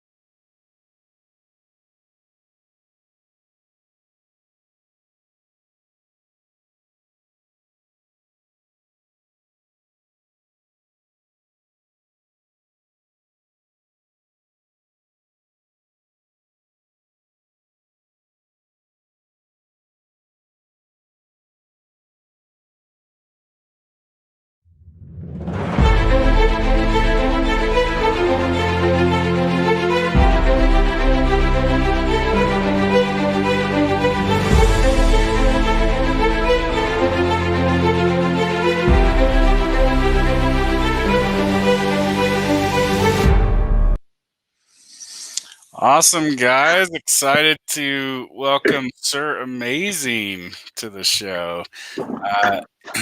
Also, I guess your formal name is Aimé Mukendi Jr., but he goes by Sir Aimézing. He's an accountability coach, podcast, talk show host. Yeah, he wrote a book called Everyone Needs a Hero.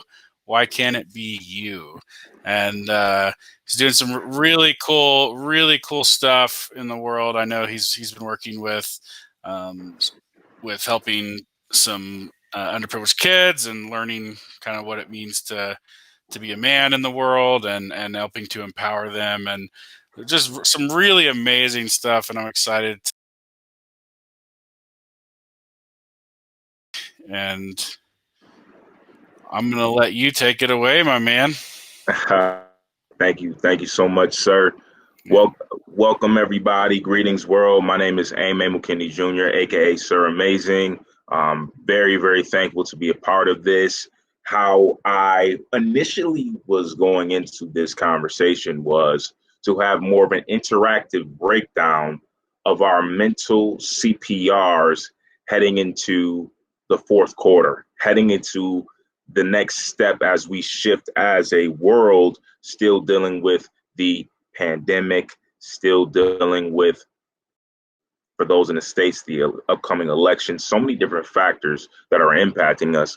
And I guess this is the opportunity to really go into what a CPR truly is. And when I say mental CPR, I don't mean pump it to your chest like to start everything off. I'm the author of Everyone Needs a Hero, Why Can't It Be You? And that book ultimately is a blueprint that anyone can use to start to implement ways to unlock the inner hero.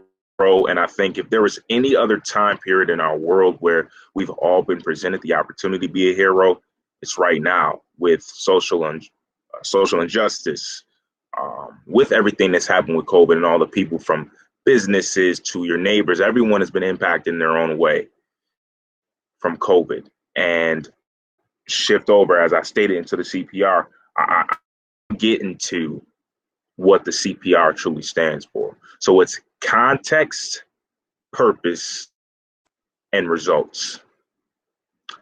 Context, purpose, and results. And I will need a little bit interaction right here. And I think in order for us to fully demonstrate, thank you, Tim, I was going to ask you to come back on, and I want to use the Global Summit as and to go over this CPR. So, Tim, what would be the result that you wanted from the Global Summit so far? Yeah, I would say the big result that I wanted was to both inspire people and enlighten people on how we can come together more as a society, and how like that can be the fuel for building the future that we all desire. And also that right now, even with everything going on, there's more opportunity now than there ever has been, and helping people understand that shift in perspective. Copy that. Thank you. Now, here's the caveat. I'm glad we started there, and how we create our CPRs is like a backward system, right? When it comes to our results, we want to make them SMART, which is specific, measurable, achievable, relevant, and time-bound. Specific, measurable, achievable, relevant, and time-bound. What are two specific results that are measurable and time-bound that you have for this Global Summit? Well, I mean, I think getting here by today and having all these speakers all lined up, and organizing all this for sure. That would be one. Everything kind of accomplishing this idea of putting together a summit and getting it out there, and getting it recorded. I think the other thing is that I want at the end of this to hear from people who attended, like the impact that it made, and I want that impact to have encouraged them to go forward in the world and pursue the dreams that align with their own purpose and their own passions. Thank you. And now I want to go even deeper with that one. Mm. Is there a set amount of people that you want to get feedback from? Yeah, I mean, I think in terms of the event, I would love, honestly, if one person made a massive thing like that, that can be the catalyst for so much else. I guess beyond that, beyond the after the event, I think, I mean, I would love to, part of what we're doing is continuing to spread this message after the event with the recordings and things like that. And I would love to be able to reach 100,000 people with what we've done here. So the result, our SMART result, basically is to reach anywhere between 1 and 100,000 people with the message. And now let's work our way up to the P portion. What is the purpose? I would say the purpose of this, of them hearing this message, is the part I said about them having that shift in perspective and being able to go out into the world and create something from that new place, something that creating something that impacts. Yeah, it's I guess I would say creating their, finding and following their specific purpose, the thing that they're here to create in the world right now at this time in their lives. Boom. Perfect. We want to add 2 more words to the end of purpose, and it's so that. So the purpose is we want people to understand the message that we are uniting globally to empower, encourage, inspire others to all walk in the roles that we've been placed in this world and our history to ensure that we can overcome the obstacles that have been presented to us, from COVID to social injustice to, there's so many different levels of which people have been impacted. So, but I want to hear, can you restate that using those 2 words, adding those 2 words to the purpose, so that? Yeah, if I putting you on the spot. yeah. That it makes total sense that you would do that. So yeah, so I think, so we're trying to get people to have a shift in perspective around the opportunities that are happening now and be involved in the creation of the future with, in the way that is most aligned to them, so that together we can build a better world rather than allowing rather than having one that's more out of alignment than in alignment with ourselves. Thank you. That's perfect. And then the last piece of the CPR is the context. So just one word that pieces everything, that pieces that purpose with those results together, that one word. Yeah, are you asking me what that one word is? Sir. Hope. Hope. Perfect. So that was a perfect example of the CPR. And now I think, because we've got some more time left, Tim, I like the shift. And I like you to ask me questions that are aligned with that CPR. Awesome. Cool. Yeah, I would, I know your book has been, everyone needs a hero. Why can't it be you? I'd love to hear a little bit of your story of how you embodied, the hero, which I assume for you is Sir Aimézing, right? Is the hero. So a little bit about how you created that hero and how that impacted your own soul's journey here.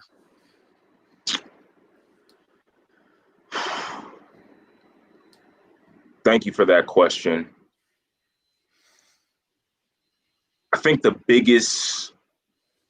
one of the biggest messages that I want people to take from me, my journey, and the title of the book is to rid our minds that a hero is Batman or Superman or just this far off, unobtainable image. And my name is Aimé Mukendi Jr., aka Sir Aimézing. I'm a human being just like every of amazing. Is really not about me. It's about how amazing every single individual is. Ultimately, allowing people to understand and appreciate and have ourselves as individuals to say, okay, guess what? You're a hero when you hold the door open for somebody and they've got a bunch of bags or they're coming out the store or something like that. And you didn't have to do that in theory, but you're being a hero. You're a hero when you pull over and they need a jump or something's going on with their car. You're a hero to that person in that day. If you're a parent, when you have been going through so much with COVID-19 and under so much stress and all these different shits, whether it be from your career, whether it be from house, et cetera, et cetera, et cetera. Your child, when they gave you that hug, when they say, hey, mom, hey, dad, how are you? They're a hero in that moment. So that's really the message of it.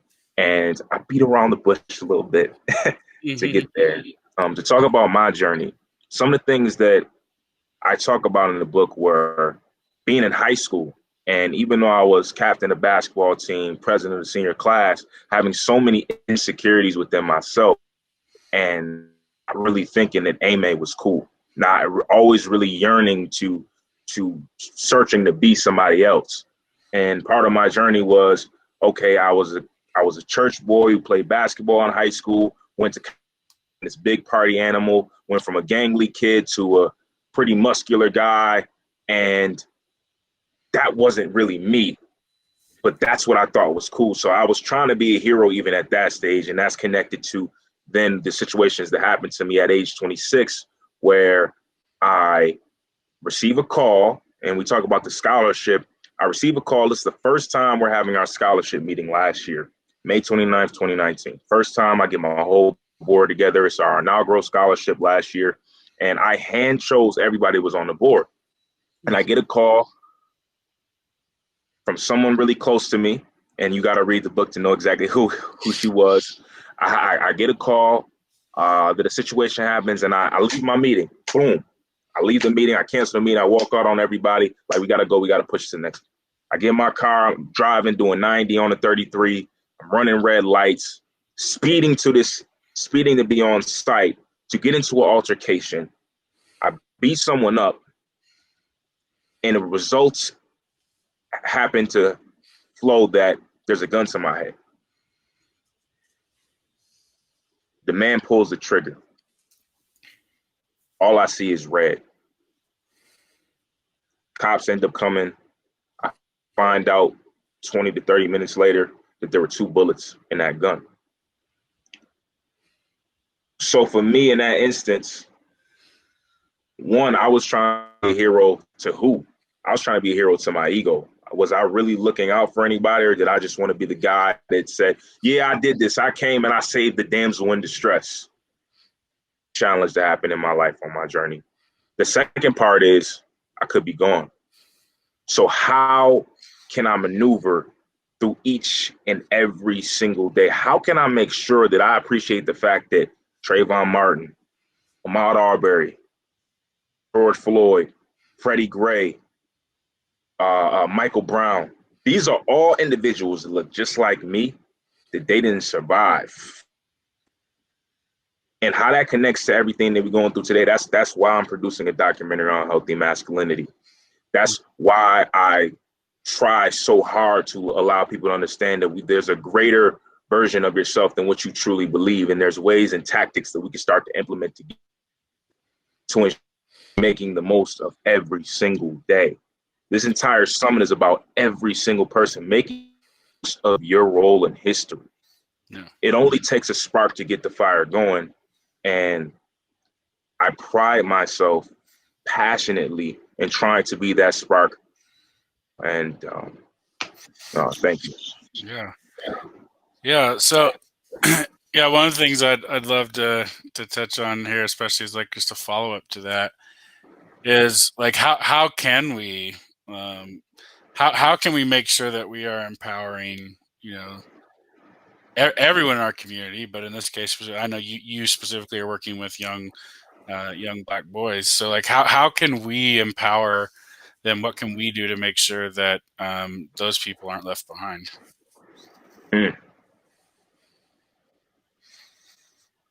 There's a philosophy that I've incorporated into my life that says you can render to God and humanity no greater service than to make the most of yourself. How I connect that to answer that particular question is if every single one of us are walking in purpose and trying to be the best version of ourselves and putting ourselves through the different discipline, callousing our mind, callousing our body, taking on each opportunity that we face obstacle with a positive mental attitude, is actually presenting us the opportunity to help others. And energy is only transferred. So how can someone like yourself help a young Black man in America? One, it may be speaking out, but two, it may be disempowering. Like when I say empower from this instance, support doesn't cost anybody anything. Sharing somebody who's pursuing their dream, whether it's music, whether it's art, whether it's being an author, whether it's going to school, sometimes just saying the words to people.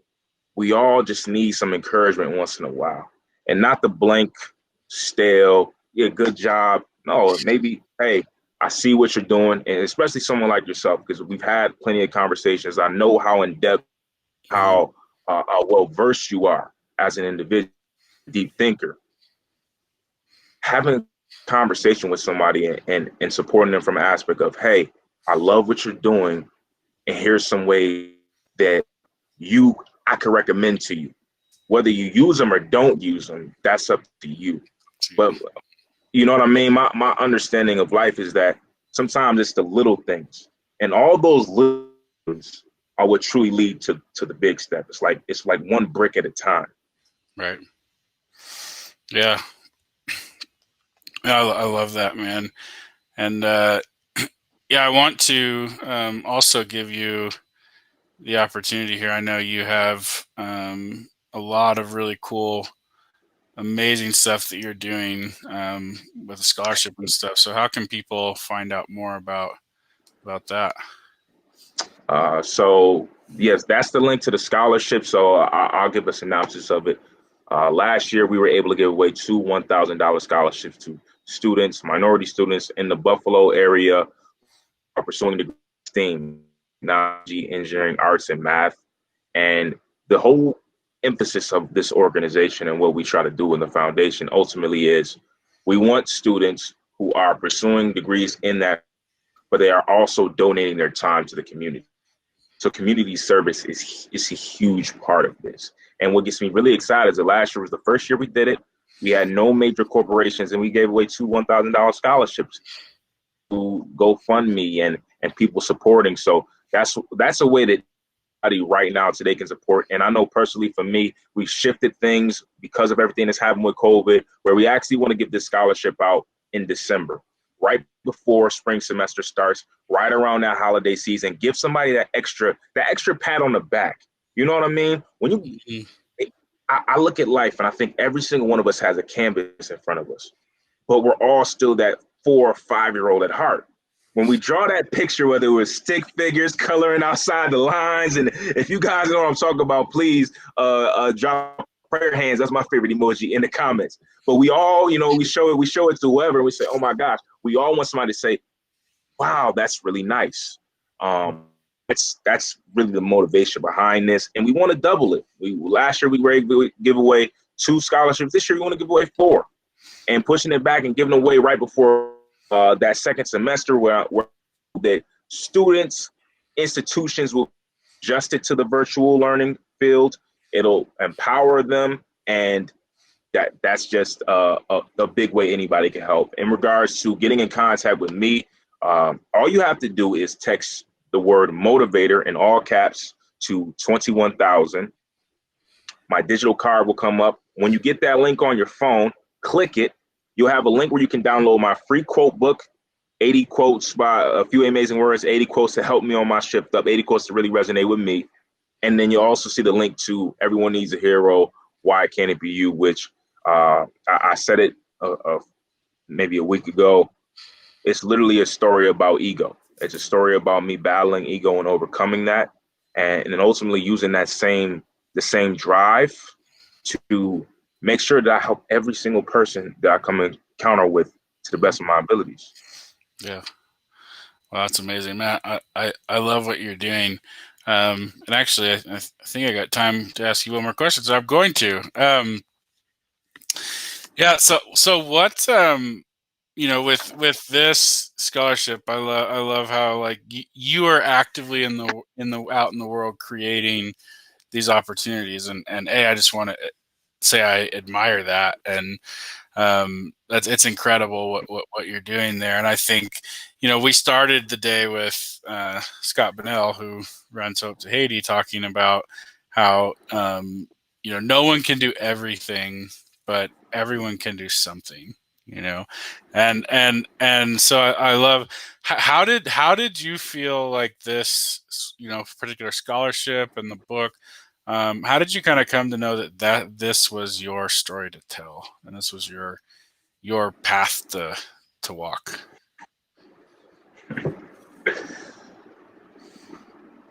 To be honest,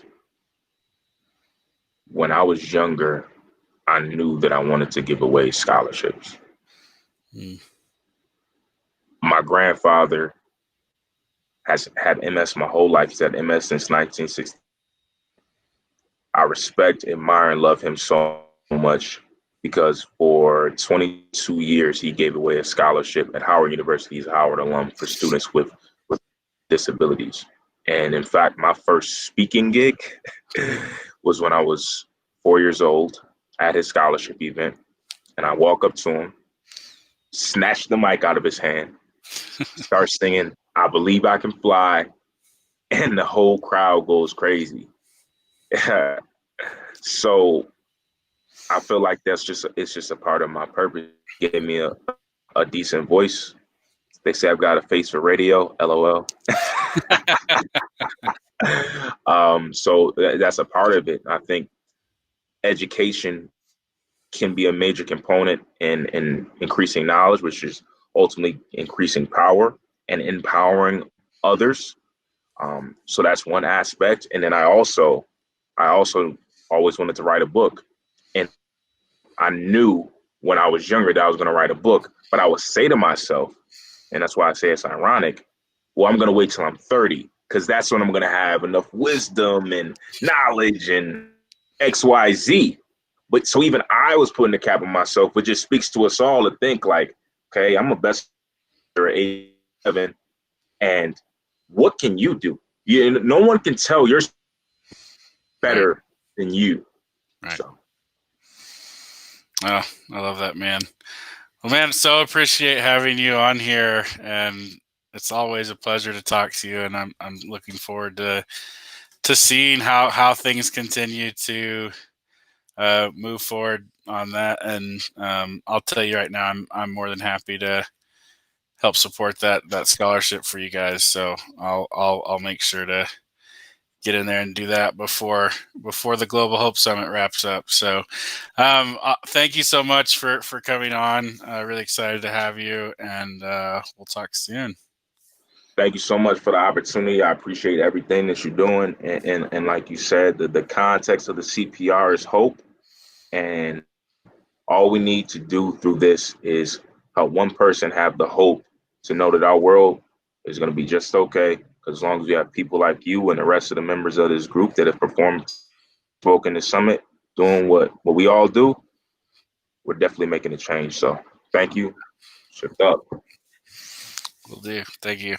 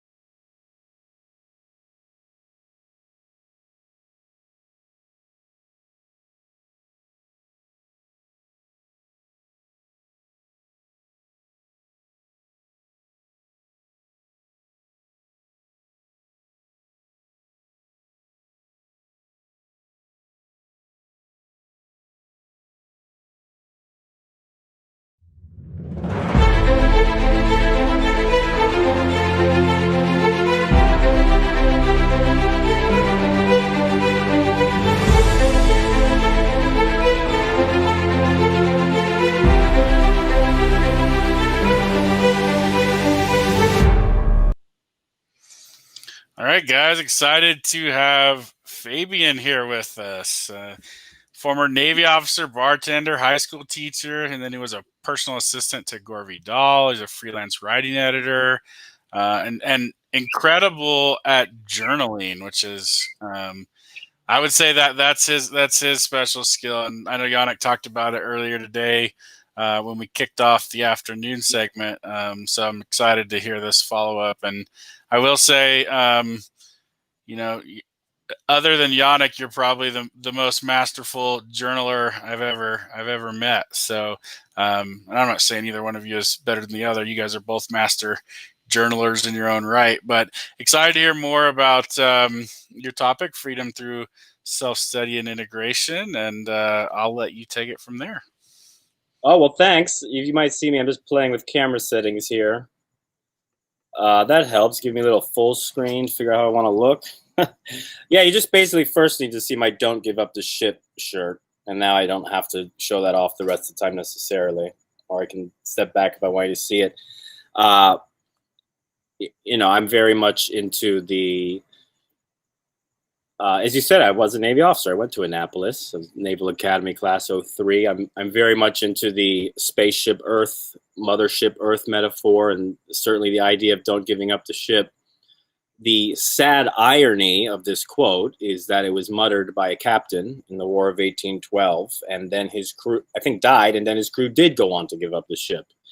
So why the Navy hung on to this is, you know, perhaps too much time has passed to right that wrong, although it gives it.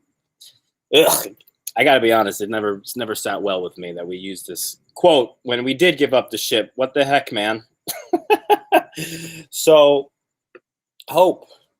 You know, Tim, when we were talking about this and discussing me talking, you know, the thing I brought up was, well, you know, I've come to a place in my life where I believe there is no hope, and I was like, how, you know, that's where I come from when I talk about hope these days, is that there is no hope, that there's only us, there's only ourself. There's like we either going to rely on ourselves or we're not.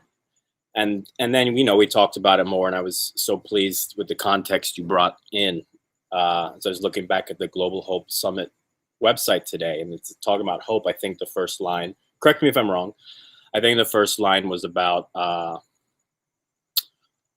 trust, right? Hope being trust, and even trust in self. And that is exactly where I would want to go with this. It's exactly where I would want to, how I want to contextualize hope as trust in self.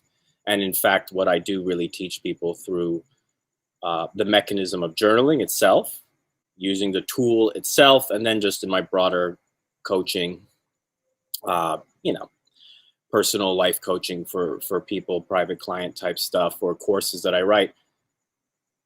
It's all to teach people how to create their own practice of self-study. I'm constantly finding difficulty, right? I mean, I'm having trouble expressing it right now, even though I express it all the time and have talked to you about it. The real art of it, to me, again, freedom through self-study and integration. The idea of, instead of just giving someone a path, which is impossible, but can I use journaling? And to me, journaling is just a tool that works for me, that someone would do it, exercise it, put themselves under a lens and go, wow, this is worth it. As a life coach, or as a counselor, as a therapist, as someone who even just volunteers, and as a veteran, I volunteered a lot with veterans who also had trauma. It's constantly a practice of enrolling people in their own deconstruction. People say, what do you do for a living? Sometimes if I'm feeling particularly cheeky, instead of just saying I'm a coach or a consultant or whatever, I say I just enroll people in their own deconstruction. And as arrogant or douchey, frankly, as I might risk coming across saying that, it's also true. It really is true. You know, we're at a time right now, and I know the fact that You know, Tim, actually, I don't know when your first impetus was for hosting this summit. Was it because 2020 happened and then you were like, oh crap, let's put a Global Hope Summit on? Are you able to? what was the first thought? Like, oh, we should do a Global Hope Summit. Yeah, actually, so Scott and Dave and I, we were actually in a conversation about helping to raise money for something that Scott was doing at Hope to Haiti. Right. And we started talking about an idea for a hope-a-thon, you know, and for some reason, you know, totally unrelated, like right when that word came out of his mouth, I was like, oh man, that's it. Like what the world needs right now more than anything else is hope. And like that was kind of the flash instant. And then from there we started talking about it, and it just ballooned into what we have here. So yeah, but it was just a moment in a conversation. When was that again? 3 months ago. Okay, so yeah, all right. So within obviously everything that's happening. Right. Yeah. Cool. All right. Yeah. All right. Well, great. And you know, I think the paradox of hope is it seems to be something we need most, or people fixate on the most when times are bad, and then it's easier to conceptualize it as something that is self-trust when things are good. Like right, my life hasn't always been good. It's had its roller coasters, like most people. Right now, my life is great, and in the midst of things being really rough for a lot of people, I personally am doing as well as ever. I wouldn't trade places with a previous version of me for. I can't, so it's easy to say, but you know, I get that 10 years ago, a lot of other people were doing fine and I wasn't. So it is what it is. I understand that there's a certain amount of privilege. Some people might call it privilege, that I get to talk about hope in this way, that I get to talk about hope as in, I don't really need hope because I'm fine and I trust myself. Fair enough. I would understand if some people felt that way. And I would also want people to know that I think it's earned. And self-trust is earned. And that self-trust is earned in the most basic of ways, actually, which is courage. And now that I say that, you know, I'm thinking of David Hawkins and the book Power vs. Force, which I'll bring up because I think a lot of people do know that book, and it is one of the cornerstones books of modern spirituality, I think, or should be. Whatever, we all have our books we love. He is particularly known, and that book is known. And courage for him, on a scale of emotions, from death and then just pure apathy all the way up to enlightenment, the point at which we switch from victim to feeling like, oh, I don't have control over my environment. I'm sad, I'm angry, I'm scared, I'm grieving. Even pride is not really, it's an emotion people get stuck in because it feels better than everything, but ultimately has take your energy to it. It's courage. It's courage where things really begin. And I mentioned that book because if what I'm saying is of interest, that's where I like to go for that definition of emotions and the kind of a scale of emotions. I like his work on it the most. So hope, self-trust, kind of the same thing to me, but also, just coming from different perspectives, and hope, thinking about it as hope in one way is better for people at a certain part in their lives, and then thinking that self-trust is better at other people. And as my friend Nick Meter, who I've been doing his cacao course, I know, Tim, you know Nick, we met him together. I'm drinking some of his cacao right now. So shout out Soul Lift Cacao. Always says, people need different things. Different people need different things at different times. And this is my way of getting around to saying hope, self-trust. When I was coming out of, well, let me back up and talk about that then. Journaling and me. I've been journaling, honestly, my first journal was 1988. I think I was 4th grade. I have it. I can prove it. It's in my it's in my 7-year-old handwriting, and it's at my mom's house on a Nintendo Super Mario's spiral notebook. And not so much through middle and high school, but then when I went to the Naval Academy in 99, 12 days after high school, I did kind of start again. And then certainly started going full speed once I was active duty on my ship, a destroyer called USS Curtis Wilbur, in 2003.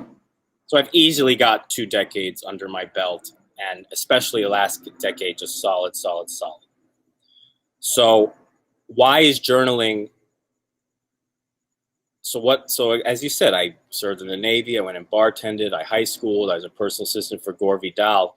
A constant in my life was that I did journal through transitions, and that I was able to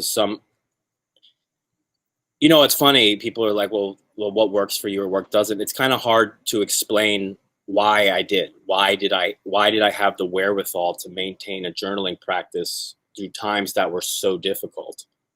And any transition is going to be difficult, even a positive transition, even moving into getting more money, buying a new house, getting married and moving in with my wife. That was a positive transition.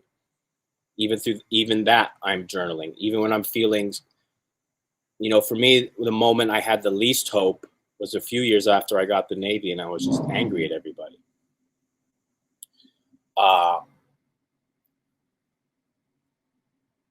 Because my sense, coming out of a very sheltered environment, the U.S., the military, and as an officer especially, I think, yeah, amazing. I get to have this job that people respect me for, and this kind of thing.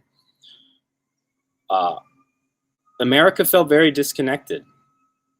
And I think a lot of veterans express this experience, or maybe more should express this experience, but have had this experience, that it's kind of easy to be in the military. You work hard and all this, but you have your health care, your task, there's meaning in your life, there's clear lines of communication, there's other people who have been trained to have integrity, whether they do or they don't always do, but certainly more so than your average person you might bump into at the store or something.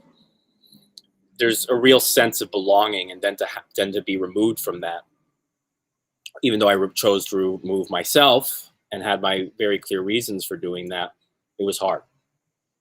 And it was hard to think, how am I going to fit into this world? Everyone's disconnected. Everyone seems out for themselves. This is all not true, obviously. There are good people in the world, but that was my sense. And it felt hopeless. It felt like there was nowhere to go. Yet how was it in that deepest, darkest moment? There was still light. There was still a fire. There was still, hold on, I need to check my time here because I'm kind of speaking more off the cuff right now than anything I had planned. I don't know what to tell you, actually. I just did. I do think the people that loved me stayed in touch with me. I do think the people showed me that if I could ask for help, or if I did ask for help, that help would show up. And again, I understand not everyone even has that. So constantly trying to probe and inspire people at their level of curiosity. What are you curious about? What are you curious about? And then have people be curious about themselves. And I think here I have Man's Search for Meaning, Viktor Frankl, which well-known Holocaust survivor, right? Survived the camps and speaks about how it seemed the people that were surviving somehow just were able to maintain some level of hope and outlook for better things to come.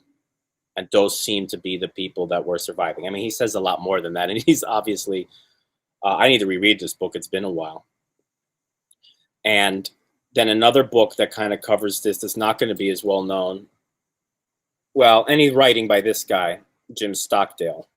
And I don't know, maybe my lighting's off, but it says Thoughts of a Philosophical Fighter Pilot. And I'm familiar with this because Admiral Stockdale was a Naval Academy graduate. When I was a midshipman, he was old and would speak. Viktor Frankl, it's kind of easy to look at, very pure victim, Jew thrown in the concentration camps. It's easy to be like, wow, it's a very pure victim. We look at it that way. Admiral Stockdale commanded a fighter, a carrier-based wing during the Vietnam War, which is an unpopular war. And it's very easy to be like, well, yeah, this guy and then was thrown in a POW camp. That's where this is going. So it's a little more difficult, I think, for some people to look at Stockdale and be like, well, he was out bombing other people. Perhaps he shouldn't have been bombing in the first place. I get that. I get why people feel that way, for sure. But he got thrown in a POW camp for 7 years. So here's Viktor Frankl, Admiral Stockdale, in situations of seemingly no hope, and yet they come back to us with these stories of perseverance and courage in the face of absolute darkness. And they come to us with the insights, the golden insights we wish we could have. Now, we don't all need to go throw ourselves in POW camps and concentration camps to mine. Well, that's kind of the question, right? Do we need to throw ourselves into POW camps and concentration camps and horrible experiences to realize the depth of the power of hope and courage and hanging on and trusting something deeper within ourselves? I say no. It would be pretty dark to think otherwise, first of all, but because of people who have survived such deep trauma. And it could be your neighbor who survived rape. It could be your neighbor. I'm someone's neighbor, and I was in the military and didn't have a good time necessarily. The people around you just don't know. Does that make just because their lessons are somehow insights are somehow less glamorous than being a Holocaust survivor, or less glamorous than being a fighter wing commander and surviving BOW camp? And for those of you who are into Stoicism and have not read Admiral Stockdale, you need to read Admiral Stockdale, because this is a guy who only died recently, kind of a contemporary example of a person who really relied on Stoic philosophy. A lot of people go back all the way to Marcus Aurelius. Well, we got a guy even more recent than that I find as impressive. So, freedom through self-study.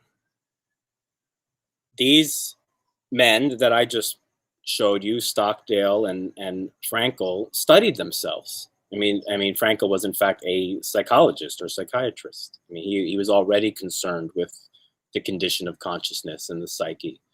And Admiral Stockdale was an amateur Stoic and studier of philosophy before he got shot down over Vietnam. Both of these men went into their trials by fire, into their darkness, armed with philosophy, armed with their principles, armed with a real deep sense of self. That's why I teach journaling. We see how powerful knowing ourselves and knowing our philosophies. Marcus Aurelius would say that his journaling practice that is published in a book called Meditations, again, very, I think, well known actually. But look up Meditations by Marcus Aurelius if you haven't. You are essentially reading you are literally reading the journal of a Roman emperor who says things like, fighting for my philosophy, constantly fighting for my philosophy, constantly fighting for my philosophy, fighting for my principles. And that comes from, to me, it begins at courage. How can we keep people courageous? How can we keep people curious? How can I who teaches this, show people that it's worth it to care about deconstructing yourself? Whew, okay, any questions there? I know I'm going to shift gears a little bit. If this is a good place to stop. Run with it if you got. Well, no, I got more. I was going to shift gears a little bit, but I want to just, if there's anything coming up for you as I talk about Stoics and fighting for philosophy and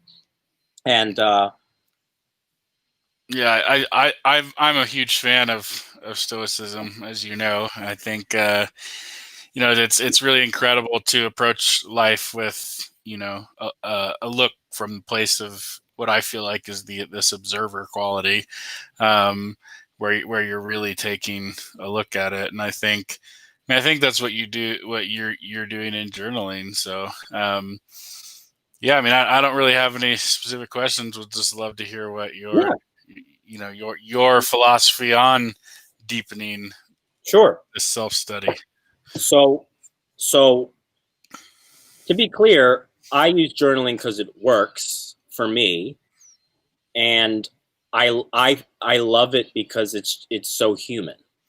You're right. It's just writing, Right. and by hand. I do make a distinction about writing by hand. It's just such a human activity that ties together mind, body, and emotions. Emotional quality, I believe, enriched by the fact, well, obviously you're bringing attention to things about yourself that are not discomfort or are not comfortable potentially, but also that you're writing slowly. So journaling facilitates this clarity and presence and mental alertness that yoga also would. Breathing exercises can. Tapping, my wife did the tapping thing yesterday, EFT, emotional freedom technique. These techniques promote mental alertness during some kind of stress. In yoga, it's the stress of pushing your body to its range of motion limits and strength at the tips of its range of motion. EFT, we're purposefully talking out loud about things that disturb us as we use the tapping to keep ourselves present and mental alert. Same thing with the journal. You're writing about something, and if I design my courses to push people and be like, hey, what about this thing about you that's not so pleasant? What about this thing that's not pleasant to you?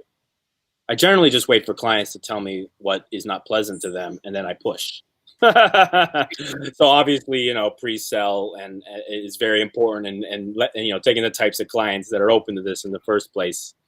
As a business, for me, that's the art of it. I got to find people that are willing to go there and understand that's what they're getting themselves into. And I think I'm getting much better at that. Right? I'm not just consent is definitely important. Yeah. So I know you talked about Viktor Frankl and finding meaning and sort of these tough times. And I know, for you, that even when you journal, it's like it's deepening that connection to that emotion, like you just talked about. It's like putting pressure on that emotion, right? Yeah. So almost, so it's almost like you're exercising the part of you that allows you to build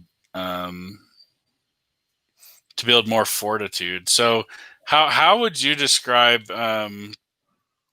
how using journaling as a practice has helped you build more fortitude in the face of crisis? And do you think that that's a way to substitute, something like having to go into a concentration camp? Now, I realize that's a very big question. Yeah, for sure.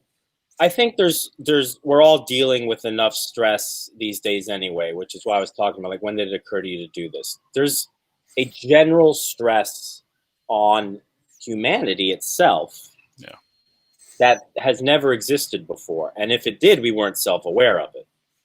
But now there really is a collective stress that is just kind of existential in nature and also just very literal in the form of climate change, perhaps, and COVID and diseases, and there's lots of people around right now, and what's going to happen? It's not so pleasant. So how does me looking at myself give me strength? That was your question, right? Well, I realize I'm getting a little lower on time here, or quite low on time. Where I was going to go originally was with the yamas and niyamas. So I'll at least throw this book up right now from Yoga and Deborah Adele. Deborah Adele's version is one I'm highly going to recommend. And so the yamas and niyas are yoga's ethical system, right? Most people think of yoga, I do a pose, it's a physical exercise activity somehow. but it's a whole spiritual system, and this is the ethical practice of it. So yama means restraints, niyama is observances. And so there's 5 of each, 10 total things. One of them itself is called svadhyaya, that's the Sanskrit. That is self-study. So part of even yoga is where freedom, self-study, I got that from and where that comes from. To literally say freedom comes from self-study is yoga. Well, yamas and niyamas is where it's introduced to me. And my mom sent me this book when I was at a low point in my life. And I wasn't even on that good of terms with her, and she had the wherewithal to send this to me. So self-study is to peel back the onions. What are the masks, personality being a mask itself? What are the masks we wear, the belief systems we box ourselves in that affect how we interact with our environment? And understanding that these boxes we put ourselves in, these belief systems we wrap ourselves in, this personality that we have ourselves wrapped in, assuming they assume there's something real pure and essential inside of us that is masked. And that the process of self-study is peeling back the onion. Why is that so powerful? Because then I'm less, this is where I was going to share a screen, but we're probably too low on time. It doesn't matter. Yeah. We then can take control, because something our ego really wanted up front, to feel safe in this world and to feel secure and not have to rely on hope. Because we're trying not to rely on hope. We're trying to rely on the fact that we actually are safe and secure and in control. But there's a contrived way to get to that, which the ego does. And then there's an honest way that seems to come out of extreme experiences where, like, they didn't choose to be a POW. They didn't choose to be in a concentration camp. But since they were there anyway, we have people who stayed present through those experiences and mined the gold for us and have written about it.